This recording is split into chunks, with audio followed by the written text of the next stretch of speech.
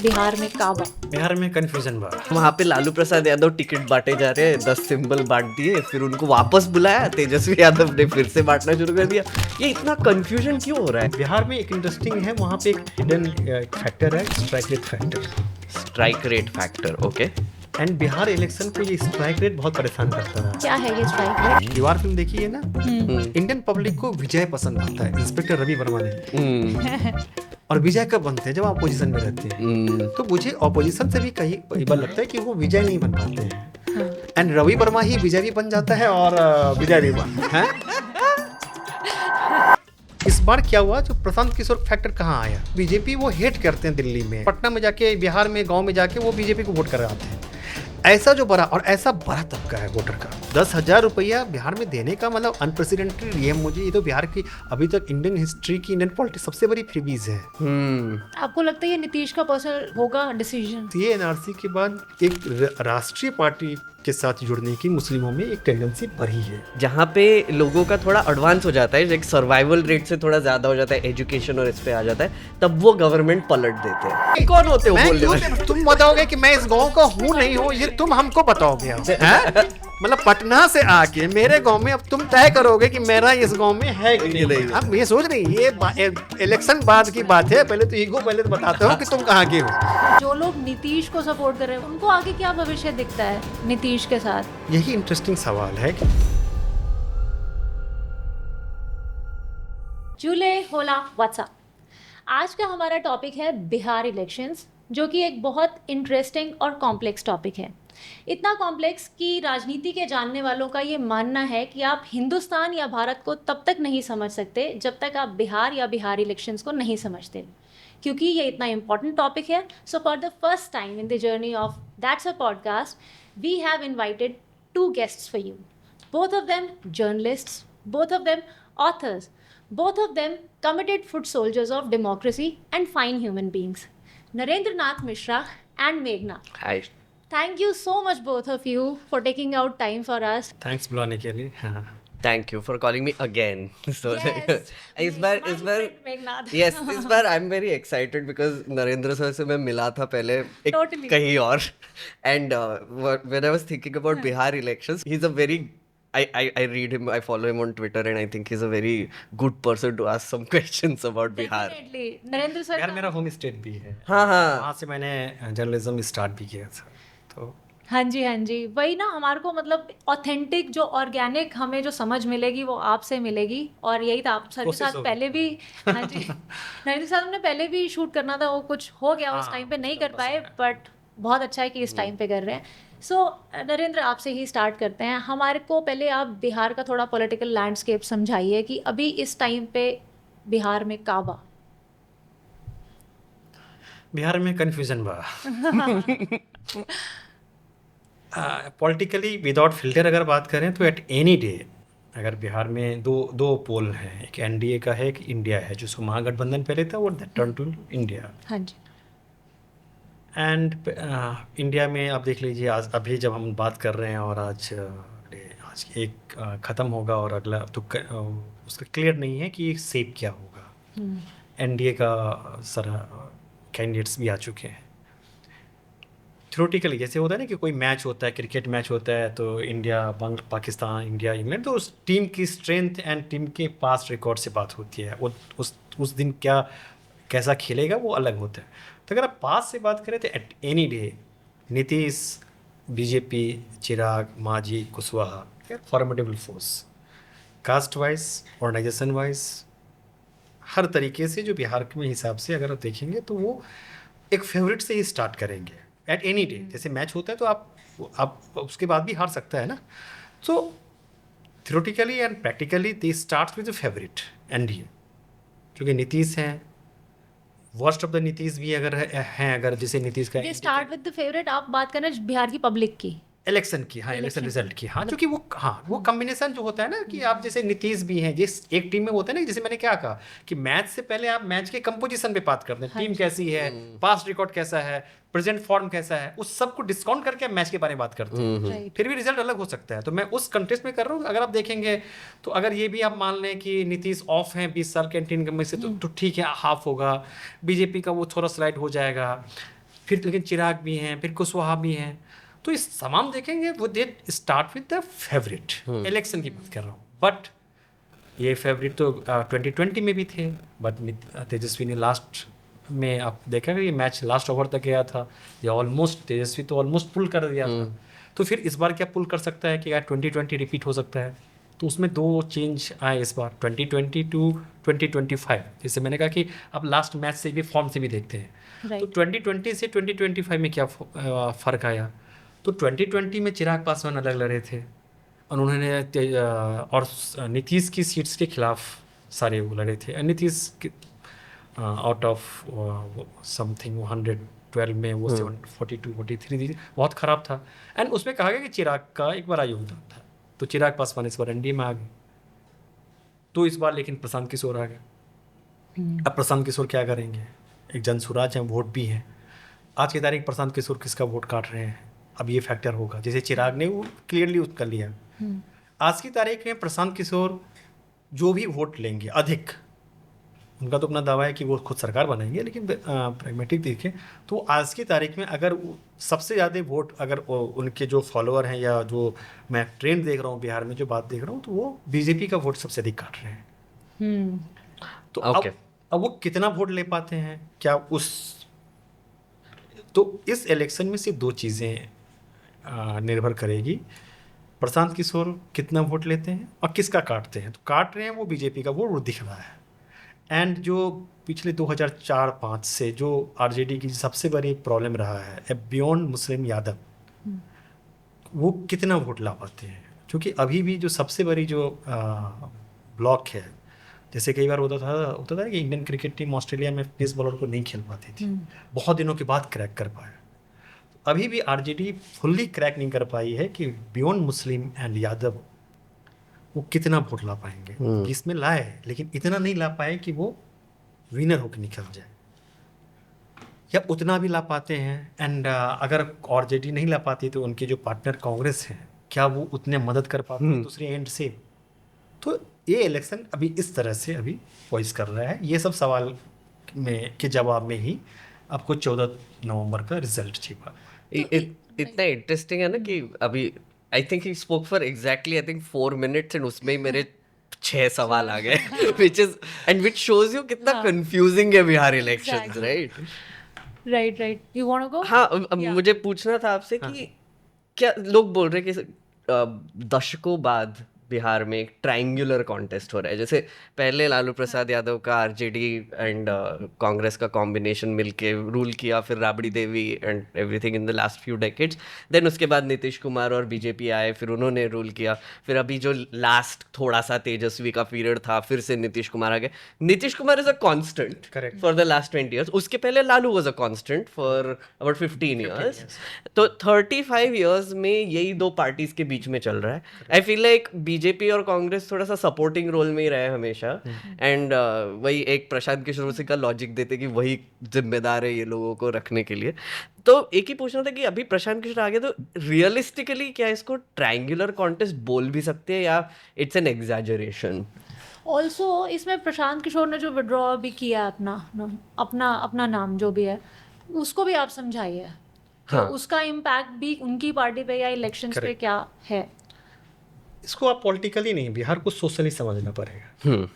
इसको मैं अगर आप डिटेल में अगर जाएं तो कई बार कर देते हैं ट्रायंगुलर या बाकी जो पॉलिटिकली बिहार को, उसको पहले आपको आपने जब 90 से शुरू की, तो मैं इसको जाने के लिए थोड़ा सा बैकग्राउंड पे आऊँगा और आपको क्यों वहाँ पे उसमें आपको सारा आंसर मिलेगा कि तेजस्वी के लिए सबसे बड़ी चुनौती क्या है, प्रशांत किशोर कहाँ मैटर करते हैं, ये दोनों चीज़ का आंसर हो जाएगा। उसका सोशल डायनामिक समझना पड़ेगा।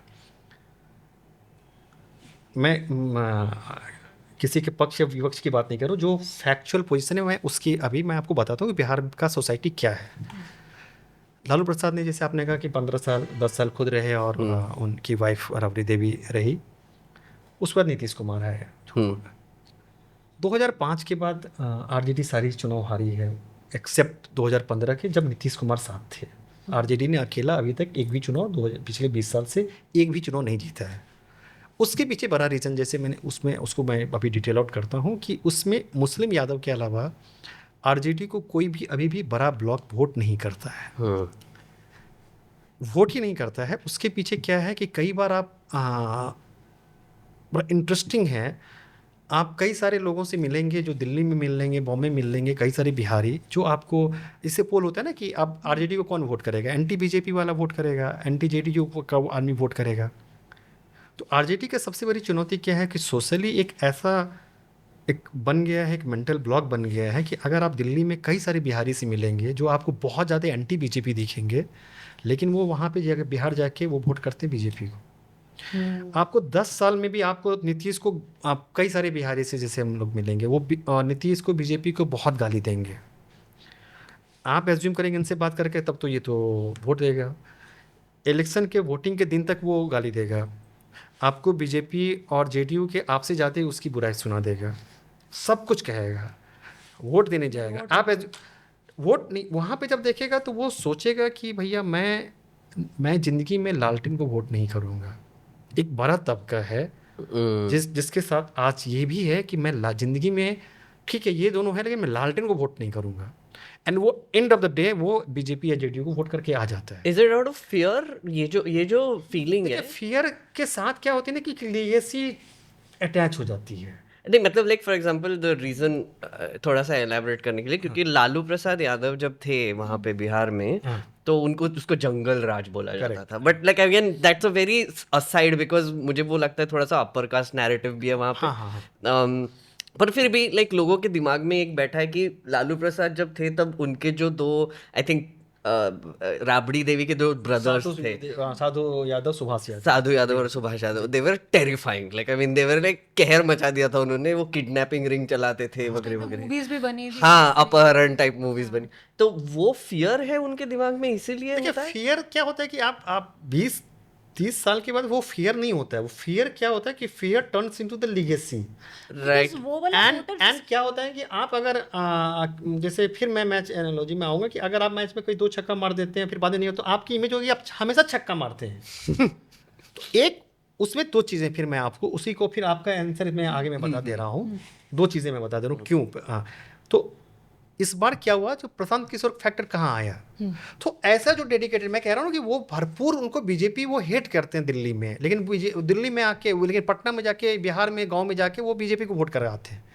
ऐसा जो बड़ा और ऐसा बड़ा तबका है वोटर का, वहाँ प्रशांत किशोर का जो जन सुराज है वहाँ पे एक तीसरा दिख रहा है वहाँ पे उसको, राइट।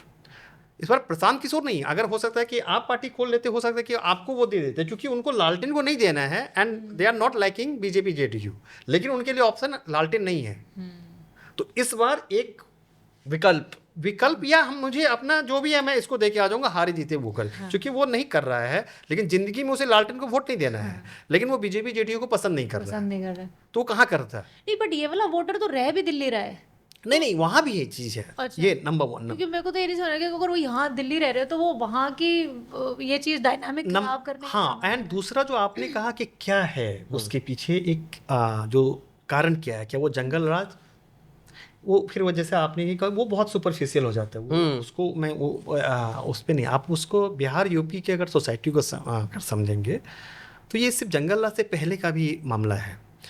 सोशल डोमिनेंस एक कास्ट है, एंड कास्ट पे सोशल डोमिनेंस, तो यूजुअली प्रैक्टिकल होकर बात कर रहा हूँ मैं, इसको एग्री करूँ नहीं करूँ, लेकिन आप अगर ट्रेंड देखेंगे तो यादव्स बिहार यूपी में अपर कास्ट, बैकवर्ड में, एंड अपर कास्ट पे ठाकुर्स, ये दोनों डोमिनेटिंग कास्ट होते हैं। ये जब रूल करते हैं ना तो बड़ा मतलब इनका वो हमेशा एक नेचर रहा है, दबदबा, हाँ, डोमिनेटिंग रहते हैं ये। बाहुबली नहीं कहेंगे उसको, सोसाइटी में जैसे गांव में इन्फ्लुएंस होता है, वो थोड़ा सा होता है ना कि मतलब थोड़ा सा दबंगाई होती है, वो होती। आप देखिए यूपी में क्या प्रॉब्लम हो रही है योगी आदित्यनाथ के साथ, जो लालू यादव या मुलायम के साथ हुई, सेम प्रॉब्लम हो रही है कि ठाकुर राजा हो गया या ठाकुर, तो वो एक कहीं ना कहीं उस जंगल राज से अधिक वो जो हमेशा जो कास्ट होता है। एक बार मेरी लालू प्रसाद जब 2015 में थे तो मैं वहाँ था, और आप जो कह रहे हैं यही सवाल पूछा गया था, और वो हमारे साथ शंकरसन ठाकुर भी, जय शंकरसन, जो अभी passed away recently, rather question उनका स्पेसिफिक उनका क्वेश्चन था, 4-5 लोग थे, तो उन्होंने पूछा कि लालू जी एक बार बताइए कि आप इतना उन्होंने कहा कि पर्सनली मैं मानता था कि आप पीएम बनना चाहिए, आपको जो सोशल है, जो ऑरा था आपका, वो पीएम बन सकते थे। लेकिन ये भी फैक्ट है कि जो कि मैं बिहार में हूँ, आपका गवर्नेंस बाद में जो खास करके जो आप कहते हैं गुंडा, वो था, वो प्रॉब्लम था एंड वो हुआ था, एंड जो यादव का डोमिनेंस वाली बात थी वो थी। तो आप जो इतने ग्राउंडेड हैं, आपको पता नहीं चला। और जो बाद में रेल मंत्री रहते हुए आपने तो करेक्ट किया, आपने साधु यादव, सुभाष यादव को रेल भवन में एंट्री बंद कर दी थी, आपको पता होगा, वो गेट से घुसने नहीं दिया था शास्त्री भवन में। तो आपने करेक्ट क्यों नहीं किया? तो फिर वो लालू प्रसाद कुछ भी हो, लेकिन वो समाज को समझने वाले, वो नब्ज को समझते हैं, वो मास्टर आदमी है उसमें। तो उन्होंने ही वो जो मैं कह रहा हूँ मेरी वहाँ से आई, उन्होंने कहा कि वो बैकवर्ड में अब यादव एंड अब जो अपर कास्ट में ठाकुर, इसके लिए रूल करना बहुत मुश्किल होता है, क्योंकि इनके आसपास जो होते हैं ना वो बहुत डोमिनेट करते हैं, एंड नंबर भी उन ठीक ठाक होते हैं उनके। बिहार में मुस्लिम यादव जोड़ लीजिए तो मोर देन 30%। आप उनको इग्नोर भी नहीं कर सकते हैं, आपकी स्ट्रेंथ ही वही, कोर स्ट्रेंथ ही वही है। तो ये एक बड़ा डेलिकेट सिचुएशन होता है। इस सिर्फ जंगल राज ही नहीं है, जो सोशल जो इक्वेशन होते हैं ना, सामाजिक संतुलन जिसको कहते हैं, वो बनाना एक चैलेंज रहा है। इसीलिए तेजस्वी ने बाद के सालों में अपनी पॉलिटिक्स को A to Z कहा, A to Z, and Akhilesh Yadav ने PDA कहा। ये जो आपका ना, उसी यादव जो ओवरटोन को कम करने के लिए A to Z, और वो एक बार थोड़ा A to Z मतलब कि सब, मतलब उसमें कास्ट, वो हाँ, मतलब सब, मतलब मेरे मतलब इंक्लूसिव हो गया, मतलब सोशल इंक्लूजन जैसे होता है ना कि आप ओवर यादव, तो जैसे मतलब ये फिल्टर्स हट गए हैं जैसे बिहार में जैसे यादव के अगेंस्ट पोलराइजेशन होता था। मैं अभी भी जैसे कई बार हम लोग दिल्ली में के कम्युनल देखते हैं, बिहार में कम्युनल नहीं, कास्ट पोलराइजेशन होता है अगेंस्ट द यादव्स। यूपी में भी वही प्रॉब्लम हुआ। सारे जो लालू का जो पतन के कारण क्या हुआ, जो सारे बैकवर्ड थे, लालू तो बैकवर्ड के नेता थे ना, तो बैकवर्ड सारे निकल गए, सिर्फ यादव रह गए। ये एक एक्चुअली इट्स वर्थ एक्सप्लोरिंग यहाँ पे भी कि लालू प्रसाद यादव का जो स्ट्रैटेजी रहा है, it's very different from let's say what BJP does. BJP क्या करती है कि उनका भी थोड़ा सा ये है कि पोलराइजेशन करना है, बट वो रिलीजियस लाइंस पे करना है। But Lalu Prasad Yadav always was someone who was seen as a social justice warrior, right? He was like he gave, अभी भी बोलते हैं ना लोग कि नीचे तबके के लोगों को उन्होंने आवाज़ दी, नीचे तबके के लोगों को उन्होंने बोलने का हक दिया, एंड बोलने का हक दिया, and that is how he dominated. तो ये कितना सच है वैसे? मैं अभी भी ये कहता हूँ कि बिहार यूपी में, मैं 2 स्टेट की बात कर रहा हूँ, अभी भी जब मैं कम्युनल की बात करते हैं, बीजेपी कम्युनल पॉलिटिक्स करती है या नहीं करती वो छोड़ दीजिए, लेकिन उनकी जो सक्सेस है, पॉलिटिकल सक्सेस या उनका इमरजेंस है, उसमें कम्युनल पॉलिटिक्स से अधिक उनका जो ओबीसीज या तो ओबीसीज का पोलराइजेशन अगेंस्ट द यादव वो ज्यादा रहा, राइट? अगर वो यादव, अगर ओबीसीज नहीं छूटता मुलायम यादव से या लालू यादव से, तो वो तो जब उनसे निकल गए तब वो फिर हिंदू बन गए। अगर उनके साथ रहते यादव नहीं बने हिंदू ना, राइट? तो कहीं ना कहीं जो कम्युनल पॉलिटिक्स बाद में आया, पहले यादव से दूर हुए ये सारे कास्ट, फिर उन्होंने अपने आप को अपना नया पॉलिटिकल विकल्प, आप उसका एग्जाम्पल देख लीजिए 2000 इस पीक पोलराइजेशन में राम मंदिर हुआ, सब कुछ हुआ। 2024 में यूपी में क्यों कम सीट्स हो गए? क्योंकि वहाँ यादव ओवरटर्न कम हुआ। वो पीडीए द टिकट डिस्ट्रीब्यूशन अभी देखिए, वो सारे कुर्मी, अखिलेश यादव ने सबको दे दिया टिकट, इक्वेशन आप देख लीजिए, अब दलित कुर्मी ये सारा, जैसे ही वो थोड़ा कम हुआ, कहाँ गया पोलराइजेशन? तो ये अगर ये कर लेते हैं, अरे मुझे ये बड़ी हैरानी होती है कि ये एक अपने आप ये रिसर्च का सब्जेक्ट है कि किसी के पास, देखिए अगर आपके हमारे सबके साथ होती है कि एक बैगेज हो जाता है, एक छवि बना दी जाती है। अब उस पर मैं क्यों मैं अगर मुझे पता है कि आप समझ रही है कि मैं मेरे साथ कोई इमेज बन गई है, मे बी वो गलत हो, आर्टिफिशियल हो, लेकिन eight the end of the day मैं उसको ठीक करने की कोशिश तो करूंगा ना। अगर राहुल गांधी के साथ एक इमेज थी कि is a not serious politician, वो 24 आवर्स पॉलिटिशियन नहीं है, उनमें वो मेहनत करने का जज्बा नहीं है, उन्होंने सारा एक ब्रेक कर दिया भारत जोड़ो यात्रा से ना, एक उन्होंने एफर्ट किया ना। जब her even be fair with Narendra Modi या एनी लीडर, वो हर आदमी अपने आप को कोर्स या पीडीए किया ना। ये मुझे अभी भी होती है कि आरजेडी ने अभी तक 2004 से चुनाव हारने के बाद भी आज तक अपने आप को रिवाइव नहीं किया। मतलब एक आर्टिफिशियल एक आज की तारीख में ब्रांड पोजिशनिंग होती Correct. है, लोग कंसल्टेशन का मदद लेते हैं, कुछ कर लेते हैं, जैसे अखिलेश ने अपने आप की इमेज थोड़ी सी पीडीए करके कर ली। मुझे कई एक छोटा सा एग्जांपल दें कि मान लीजिए जस्ट एक एग्जांपल कि आरजेडी है, अभी भी जैसे लालटेन होता है, अब आज की तारीख में भी आपका जो सिंबल लालटेन आपका बैगेज है, आप लालटेन चेंज कर सकते थे आप। मॉडर्नाइज द लालटेन, यस बैगेज है ना, That's very लालटेन को true. अगर वहां पे जाएगा That's very लालटेन true. लालटेन लालटेन आ जाएगा, एक लालटेन लोगों के जहन में बसा हुआ है।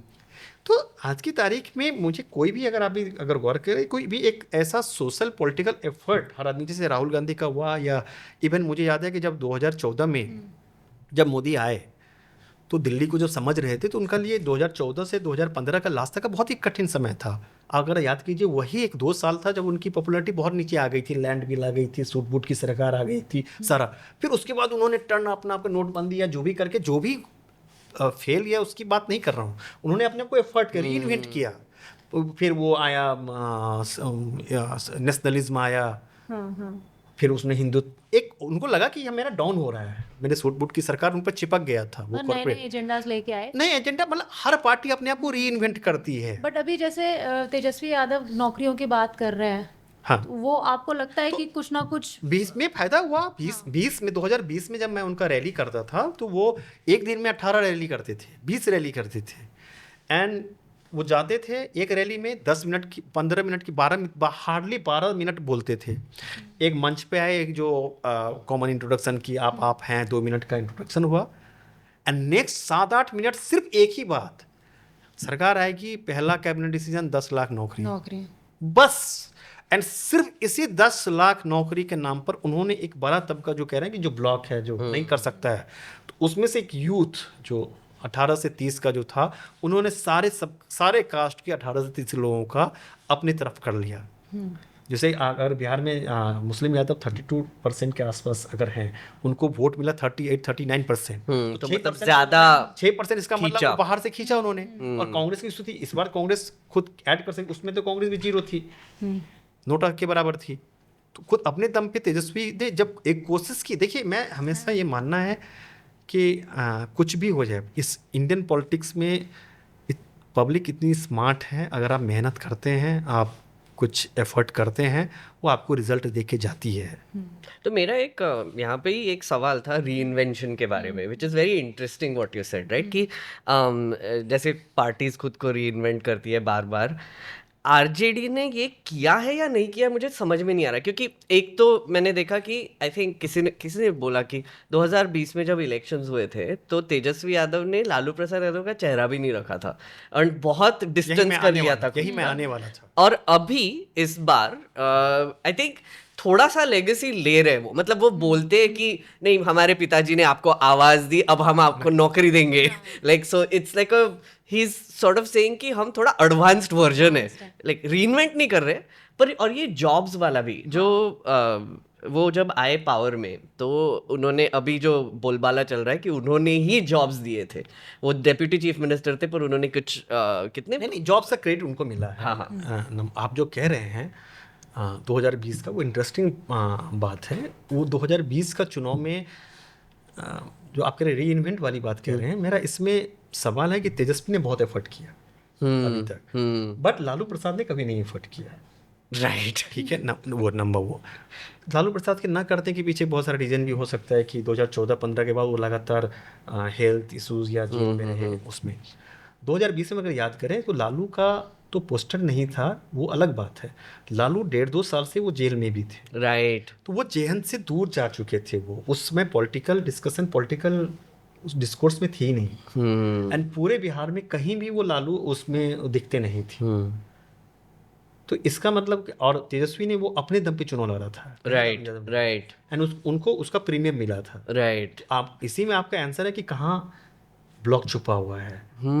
ये अगर आप देखें कुछ तेजस्वी को अभी भी, जैसे तेजस्वी को मैं बोल रहा हूँ ना कि अभी भी बहुत सारे आपको जो एंटी बीजेपी एंटी जेडीयू लोग मिलेंगे, तेजस्वी को देखेगा, ठीक है ये लड़का ठीक है, अच्छा कर सकता है, सब कुछ होगा।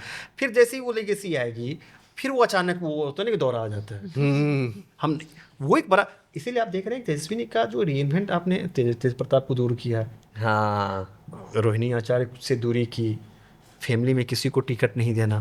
तेजस्वी ने अपने ऊपर कोशिश की, लेकिन अभी भी जो कहीं ना कहीं बीच बीच में जो आप कह रहे हैं ना कि लालू का डोमिनेंस, लालू का जो एक वो आ जाता है, बैगेज है, बैगेज। हाँ, मतलब आज की तारीख में अगर बहुत ही पॉलिटिकली ऑनेस्ट बात करें कि लालू प्रसाद यादव तेजस्वी को कुछ भी ऐड नहीं करते हैं। हाँ, एंड ऑफ द डे कुछ एक वोट ले जरूर जाते हैं, बट ट्रेडिशनल वोट है ना उनका भी। ट्रेडिशनल है, वो तेजस्वी के साथ भी है, ओके। वो लीगेसी तेजस्वी लाइक के साथ वो भी बोलते हैं ना कि डायनेस्टी में विरासत में वोट भी मिल जाता है, मैं आपको वो थोड़ा सा है। मैं आपको बताता हूँ कि कहाँ से कैसे चेंज हुआ। मतलब मेरी पहली पॉलिटिकल रिपोर्टिंग 2004 में हुई थी, सेम ईयर जो लालू यादव पहला जो चुनाव हारे थे, उसमें मैं बिहार घूमा था वो एज अ रिपोर्टर। मेरा फर्स्ट बिहार का टूर था।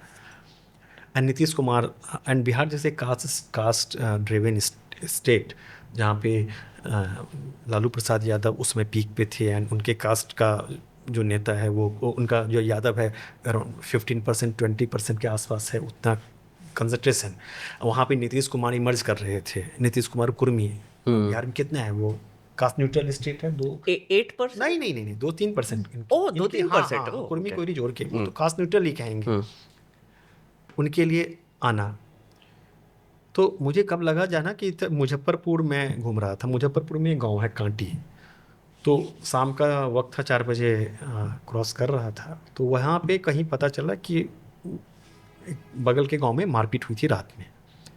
एक बगल में भूमियारों का गांव और बगल में दलितों का गांव था, एंड पता चला कि भूमियारों और दलितों में मारपीट हुई थी।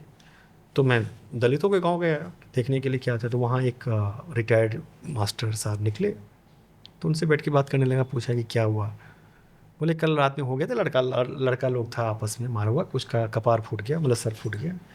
तो ठीक है, आज माहौल ठीक है, कोई ज़्यादा ऐसा नहीं।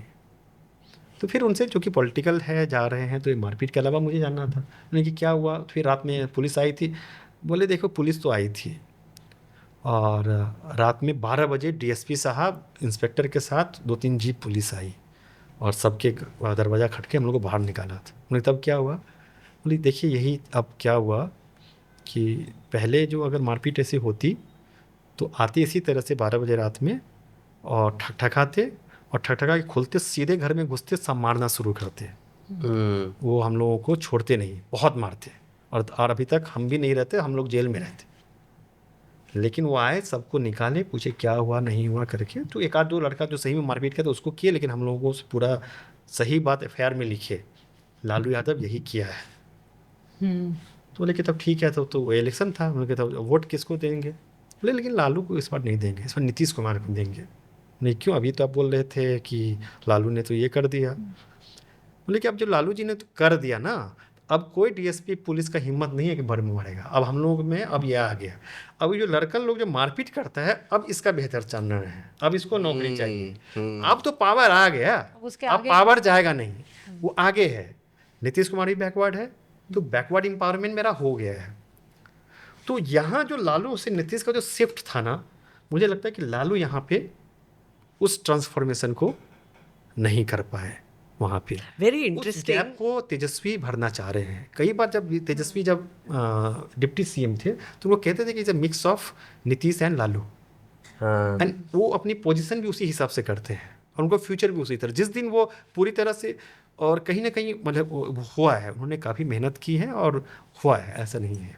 ये सॉरी, हाँ यू आस्क। नहीं मैं यही पूछ रही थी कि नीतीश कुमार अभी जैसे लालू जो अभी बैकफुट पे है और तेजस्वी आगे हैं, अभी जो लोग नीतीश को सपोर्ट कर रहे हैं वो भी अब एक्टिवली इतना नहीं कर रहे हैं, तो उनको आगे क्या भविष्य दिखता है नीतीश के साथ?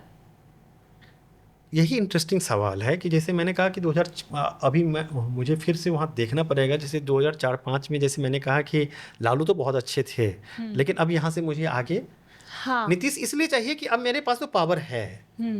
तो अब अगर नीतीश नहीं है तो कहीं ना कहीं वो जो नीतीश का जो आप उनके कुछ भी कह दीजिए, लेकिन नीतीश का जो एक महादलित अति पिछड़ा जो वर्ग है, वो नीतीश को आप बीमारी कुछ भी मजाक बना लीजिए। एक नीतीश का जो एक अपना कोर डबल डिजिट जो वोटर है, वो नीतीश कुछ भी बोलेगा ठीक है, पागल है या बीमार है, कुछ भी आप उसको बना लीजिए। उसके लिए भैया कि वो मेरा एक मेरा छाया है, मेरा, हाँ मेरा एक शैडो है। तो एक नीतीश की ठीक है, नीतीश इन पीक वो 20%, 22% वोट वो करते थे। वर्स्ट में भी क्या होंगे, 12-13% तो ला रहे होंगे, 10% भी। That's a huge amount. And ऐसे डायरेक्ट इलेक्शन में एक एलाइज का वो कंट्रोल करना वही डिसाइडिंग हो जाता है। इसीलिए जब नीतीश लालू तरफ जाते हैं वो बड़ी जीत जाते हैं, बीजेपी साइड आते थे बीजेपी जीत जाती है। तो ये नीतीश क्यों कंपल्सन है, नीतीश किधर भी जाते हैं तो यही ये उनके साथ नीतीश की जो लॉयल्टी जो एक है, जो एक वोटर की, अब उस वोटर को कैसे लिया जाए। नीतीश जो सबसे बड़ा जो आरजेडी का जो चैलेंज है, तो जैसे तबका था उसी अति पिछड़ा महादलित में युवाओं को तोड़ा 10 लाख नौकरी के नाम से, अब किसी को जैसे 2,500 रुपया महीने की महिलाओं के नाम से, वो एक उसके लिए किस स्तर तक अलग अलग सेक्शन को तोड़ेंगे आप, और कब वो एक बैरियर आप पार करेंगे जहाँ पे एक मुस्लिम यादव के अलावा आपको इतना वोट मिल जाएगा जहाँ से आप पावर में आ जाएंगे। यही चुनौती रही है 2004 से 2020 में, ऑलमोस्ट क्रैक कर लिया था तेजस्वी यादव ने। अब इस बार क्या अगर वो वाला परफॉर्मेंस भी रिपीट कर दिया तो वो जीत सकते हैं, नहीं किया तो फिर एक बार और 5 साल एक लंबा समय होगा उनका। जो आपने बोला कि जो वोटर ये कहता था कि मेरे को इतना एम्पावरमेंट तो लालू से मिल गया, मेरे को आगे नीतीश से, आज उसको मिल गया नीतीश से, या वो अभी भी, क्योंकि अगर मिल गया है तो नीतीश को फिर 10-10 हज़ार क्यों बांटने पड़ रहे हैं? तो वही मैं उस वक्त लालू के बाद तुरंत नीतीश थे ना। अब जैसे आप कह रहे हैं नीतीश उसमें जो कास्ट न्यूट्रल जो थे, तो नीतीश को भी पता था, ऐसा तो नहीं, नीतीश तो स्मार्ट पॉलिटिशियन है। तो नीतीश की जो पहली जो राजनीतिक रैली थी उसी 2004 में, वो उसका नाम था बिहार अस्मिता यात्रा, Bihar pride identity, Bihar pride. तो उन्होंने इस बिहार प्राइड को अपने कास्ट न्यूट्रल से उसको मिक्स कर लिया, राइट। और वो अभी तक है। मैंने कहा कि सॉरी, बट ये सुशासन बाबू वाला कब हुआ फिर? वही 2004 से 2009 में उन्होंने सारे उसको अपनी इमेज कर ली। वेरी इंटरेस्टिंग, बिकॉज सुशासन बाबू वाला जो नैरेटिव आया वो मोदी से पहले आया। Like I mean Modi also like presented himself as a development man, but उसके पहले नीतीश से जुड़ा, नीतीश से जुड़ा है, या हाँ नीतीश से जुड़ा। And be fair with Nitish कभी भी कम्युनल नहीं रहे। Even peak of the BJP में वो उनको उसका फायदा उनको मिला, उनको मुस्लिमों का भी वोट मिलता रहा। नीतीश ने अपनी बैकवर्ड आइडेंटिटी को कभी डाइल्यूट नहीं होने दिया, खास करके जो अपनी कोर थी अति पिछड़ा या महादलित। ये कम्युनल नहीं होके भी बीजेपी के साथ कैसे हैं? This is strange. बिहार में वो रहे, बिहार में अगर आप देखें तो इस बार अगर मान लीजिए कुछ इस बार वही आप कह रहे हैं, लेकिन इससे पहले भी देखें तो वो अपने शर्तों पे रहे। गिरिराज सिंह को उन्होंने ओपनली बोला या योगी नहीं जाएंगे या कम नहीं, तो वो अपने हिसाब से करते रहे। वो अपनी पीक नीतीश जब थे तो वो अपनी बात रख लेते थे, और कभी भी कोई ऐसा नहीं है कि वो जब कोई टोपी नहीं पहनते थे तो इफ्तार में जाते थे। वो अभी तक लास्ट जब तक 2 साल पहले तक उन्होंने इफ्तार की दावत की है। आप एनडीए में किसी के लिए आप सोच सकते हैं कि एनडीए सीएम को इफ्तार की दावत करे, खुल के इफ्तार की दावत करते हैं, इफ्तार की दावत में जाते हैं। तो इस तरह से उन्होंने रखा। एंड इंटरेस्टिंगली सॉरी एक चीज़ बोलना, दो चीज़ें यहाँ पे, कि जैसे फॉर एग्जांपल आप वेस्ट बंगाल में देखेंगे ममता बनर्जी सिमिलर, वो भी कोई वैसे like she goes to like iftar parties, she is like, but उनको उन्होंने पेंट कर दिया है कि ये अपीजर है, ये हो।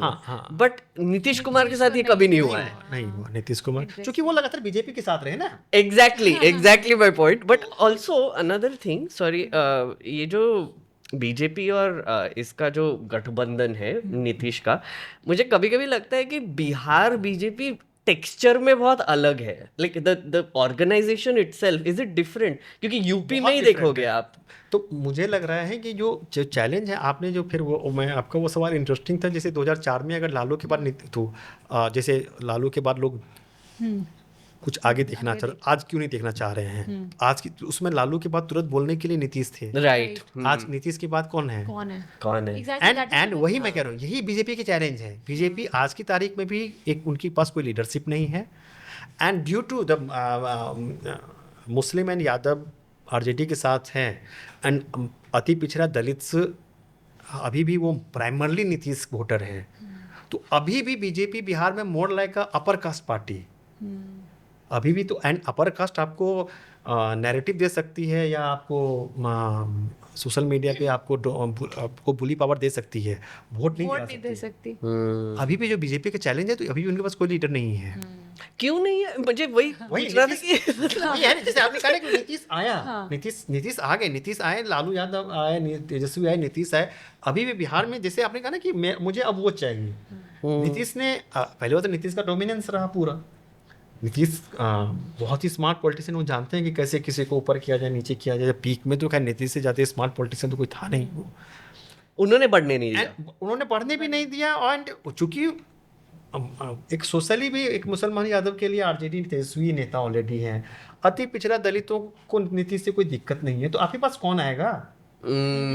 आपके पास कौन आएगा हो? तो उन्होंने पोलराइजेशन का भी ट्राई नहीं किया। आप सोचिए अगर कि जब पूरे इंडिया में बीजेपी ने अपने हिसाब से अपने एलाइज को हमेशा दबा के रखा, एंड इन द सबसे अभी नीतीश जो अभी सबसे डाउन है ऐसे में, तब भी वो नहीं कर पाए। क्यों नहीं कर पाए? क्योंकि समझ रहे हैं कि एक बार नीतीश को वो करके देखें। आज भी मुझे लग रहा है कि जिस तरह से ये मुझे बीजेपी की स्ट्रेटजी समझ में नहीं आती है कि अभी भी बार बार वो हिंट करते हैं कि नीतीश सीएम नहीं बनेंगे। अगर ये इस्टेब्लिश हो गया या ये बिहार में ये फैल गया इलेक्शन से 15 दिन पहले भी कि अगर बीजेपी अगर एनडीए जीतेगी और बीजेपी का सीएम होगा तो इससे नुकसान होगा। और मुझे अभी भी कह रहा हूँ कि जेडीयू का वोटर बीजेपी को वोट नहीं करेगा। कितना फैसिनेटिंग है। एनडीए का वोटर जो जेडीयू का वोटर है वो जेडीयू का वोटर है, वो बीजेपी का वोटर नहीं है। तो मतलब वहाँ पे स्ट्रॉन्ग होल्ड जेडीयू है बिटवीन बीजेपी। हाँ, एक नैरेटिव पर जो लोग नहीं, मतलब जो कोर है, जो अति पिछड़ा, जो दलित है, जो 10% की बात कर रहा हूँ, जो स्विंग कर देगा। क्योंकि एट एनी डे तेजस्वी के साथ जो एक वो एडवांटेज है ना कि वो स्टार्ट ही करता है वो 30% से, चैलेंज है उसके बाद एक एक वोट का, तो एक बड़ा बेस तो हमेशा उसके पास है। एंड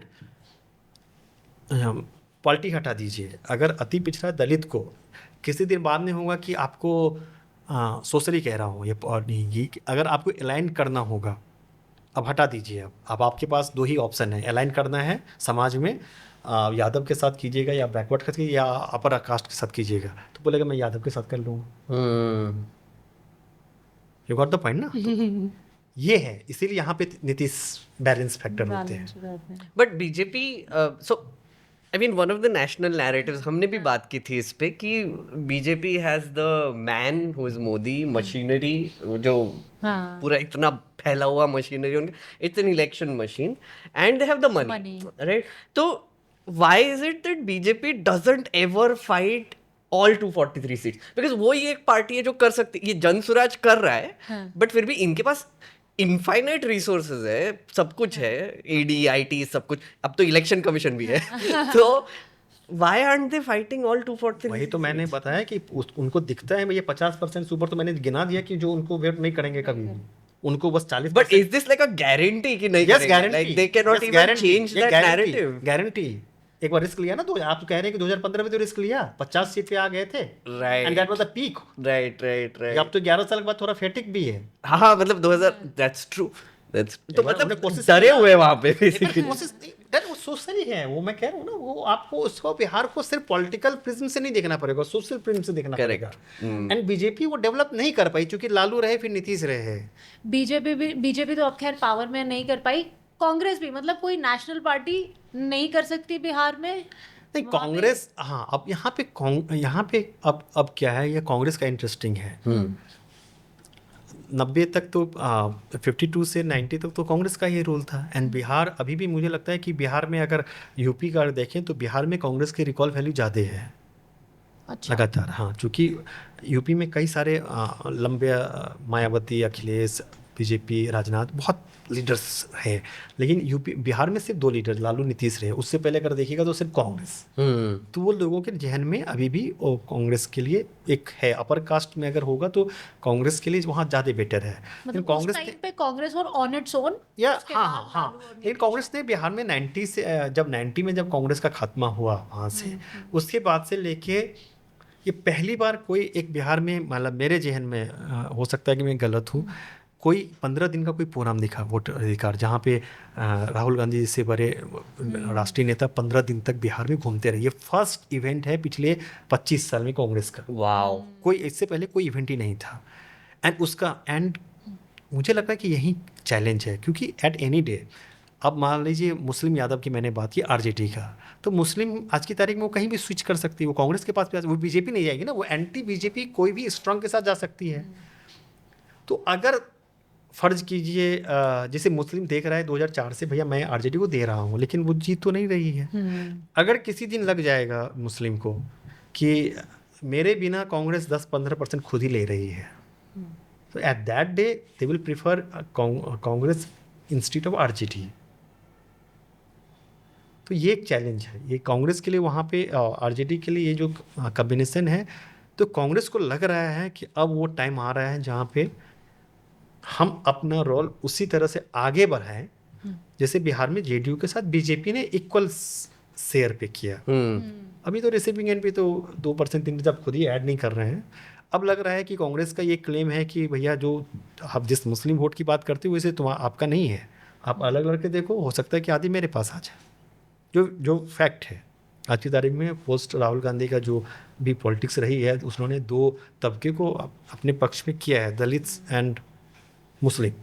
उसके आज की तारीख में बहुत बड़े नेता हैं वो नेशनली। और मुझे लगता है कि जब मैंने उसको काफ़ी इलेक्शन देखा है post Covid and post CNRC, मुस्लिमों में एक सेंस आया है कि हमारे लिए नेशनल पार्टी का मजबूत होना ज़्यादा ज़रूरी है। क्योंकि रीजनल पार्टी को तो वोट हम करते हैं, लेकिन जब हमारा राष्ट्रीय मुद्दा आता है तो वो चूँकि मेरे राज्य का मुद्दा नहीं कह के वो बैक स्टेज चले जाते हैं। फर्स्ट दे रियलाइजिंग CNRC कि ममता बोलेंगी मुझे तो बंगाल का मुद्दा नहीं है, तेजस्वी बोलेंगे वो नहीं, अखिलेश बोलेंगे ये नहीं। तो कहीं ना कहीं मुझे एक राष्ट्रीय, और कांग्रेस बहुत ही कमज़ोर है एंड कांग्रेस को हम कुछ कह भी नहीं सकते, कांग्रेस को तो हम वोट नहीं करते हैं, हम तो सब जगह रीजनल पार्टी को करते हैं। दिल्ली में आम आदमी पार्टी को करते हैं, आपने देखा होगा दिल्ली में आम आदमी पार्टी ने CNRC में कैसे डंप किया। तो मुझे लगा कि ये पोस्ट CNRC के बाद एक राष्ट्रीय पार्टी के साथ जुड़ने की मुस्लिमों में एक टेंडेंसी बढ़ी है। एंड उसी से कांग्रेस का जो रिफ्लेक्ट भी 24 में जो रिजल्ट आपने देखा वो एक रिफ्लेक्शन है। एक इंटरेस्टिंग चीज हो रही है आई थिंक सीट शेयरिंग के बारे में, लाइक बिहार में। I think it's important because पिछले कुछ हफ्ते में देख रहा हूँ मैं कि आप NDA देख लीजिए, यहाँ पे उन्होंने पहले बोला कि 101 सीट्स ये लड़ेंगे आरजेडी वाले, सॉरी JDU वाले, और बीजेपी 108 सीट लड़ेंगे और फिर चिराग पासवान को कुछ सीट्स दे देंगे।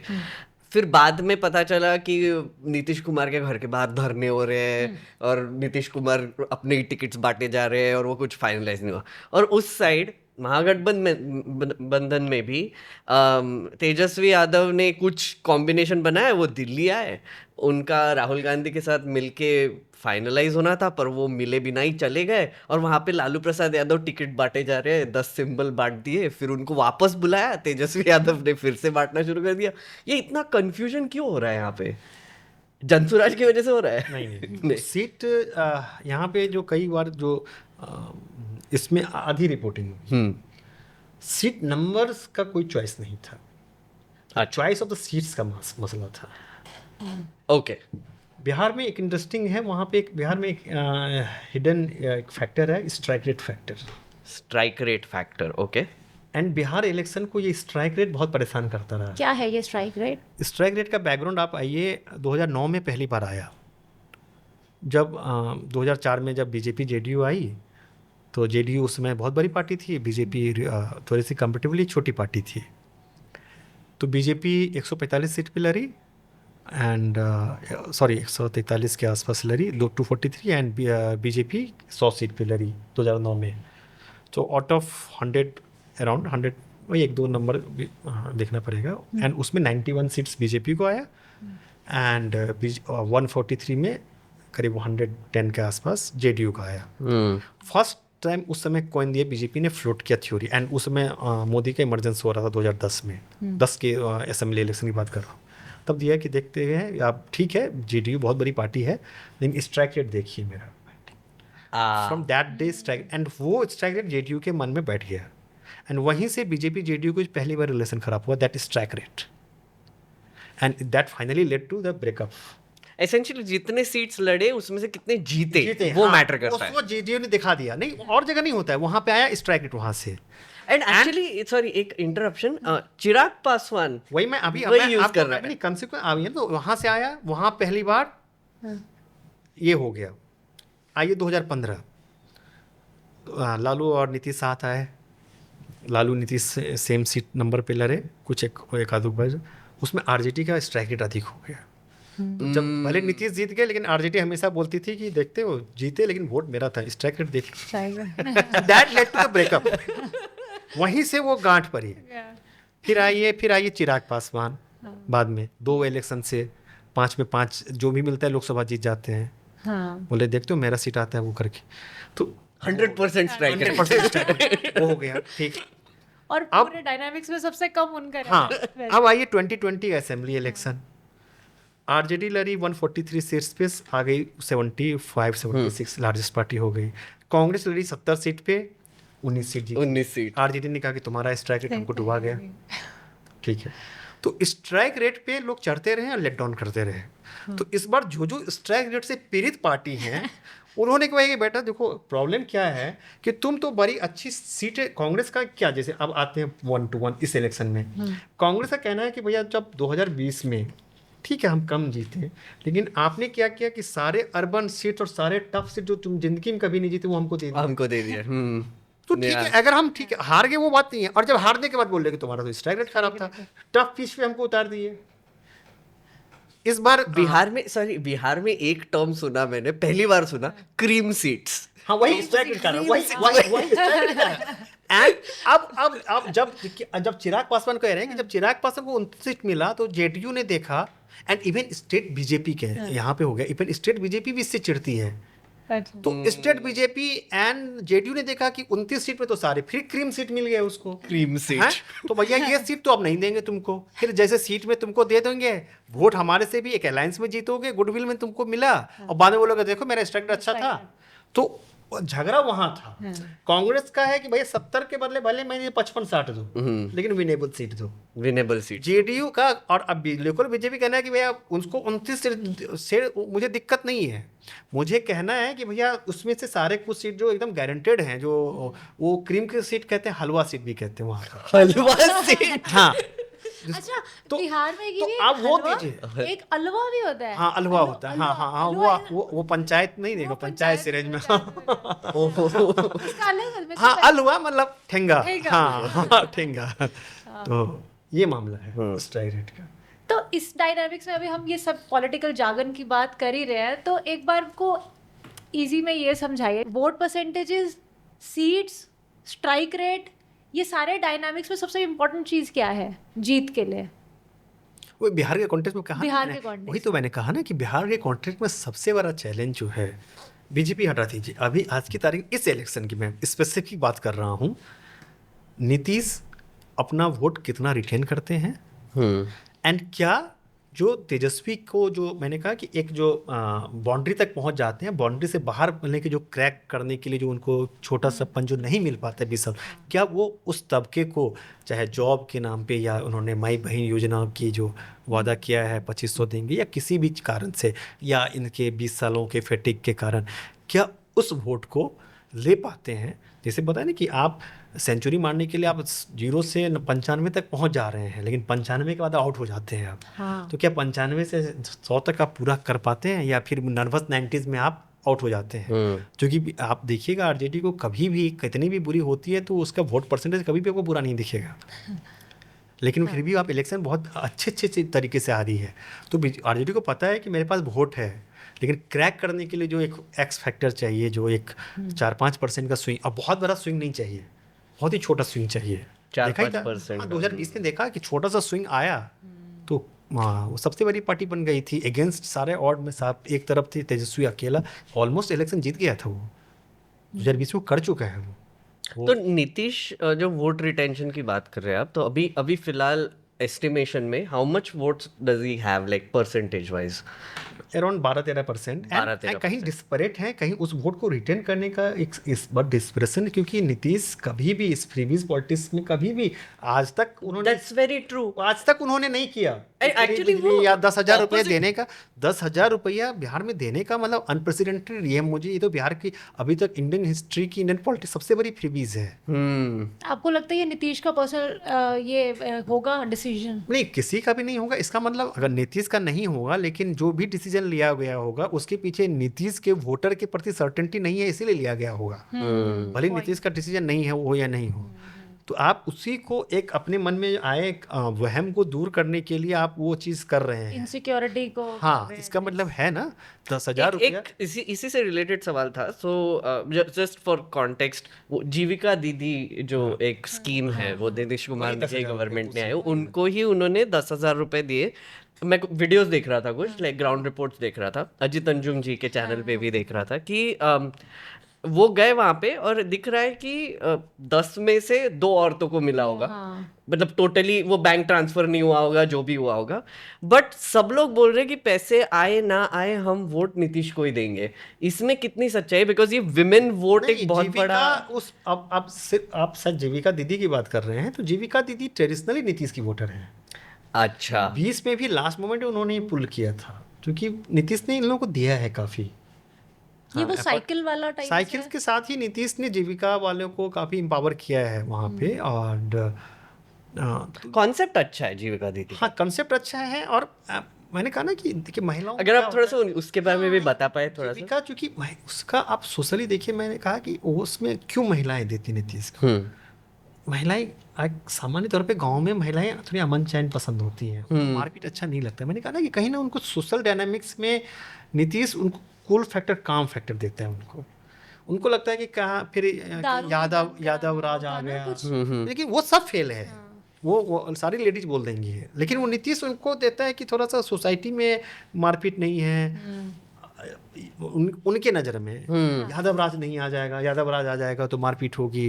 बिकॉज यादव राज में विमेन के खिलाफ बहुत अत्याचार हुआ था तब, मतलब तो ये जो चीज़ है वो नीतीश देते हैं। लेकिन फिर वही बात है कि कहीं ना कहीं उनके मन में पहली बार ये डाउट आया ना इस इलेक्शन में कि शायद दे नहीं दे। राइट, ये पहली बार ये आया ना 10,000 रुपया, और 10,000 अनप्रेसिडेंटेड पैसा होता है, लॉट ऑफ मनी। हाँ, एक बार में, और उसके कोई अकाउंटेबिलिटी नहीं है। ये आपको क्या 10,000 रुपया मतलब गया स्टेट फंड से आ रहा है, सेंटर से, जहाँ से भी किसी का पैसा तो है ना। वो इम्पोर्टेंट है ना कि कहाँ से कहीं से भी पैसा है तो वो तो ये जो मैं ये जो देखिए कि 10,000 रुपया जाना, जिसकी कोई अकाउंटेबिलिटी नहीं है। अगर आप जिसको आपको पैसा मिल गया, आप 6 महीने बाद बोले मुझे कुछ नहीं करना है, कोई धंधा नहीं करना है, तो कोई आपसे मांगने नहीं है। उसका वर्डिंग भी बहुत क्लेवर है। मैंने वही सोच रहा कि मैं देख रहा था वो नोटिफिकेशन, नीतीश कुमार और बीजेपी बोलते कि वो अनुदान है, अनुदान दे रहे हैं। मतलब मुझे समझ में नहीं आया कि okay so is this like you are giving it कि लोन है। उसे कॉम्प्लिकेशन में मत जाइए। 10,000 रुपया दे दिया इसको, जो करना है करो, नहीं करना है मत करो। अब इसमें से जिसको अगर तुमको लग रहा है कि और उससे आगे धंधा पानी कर सकता है, तो 2 लाख रुपया लोन लेने के लिए इलेक्शन के बाद आओ, और फिर इंटरेस्ट पर तुमको पैसा देंगे, और उस समय फिर उठाएंगे। बस सिंपल सी बात। मतलब खरीद रहे हैं वो। 10,000 रुपया का अगर आप कुछ नहीं करते हैं।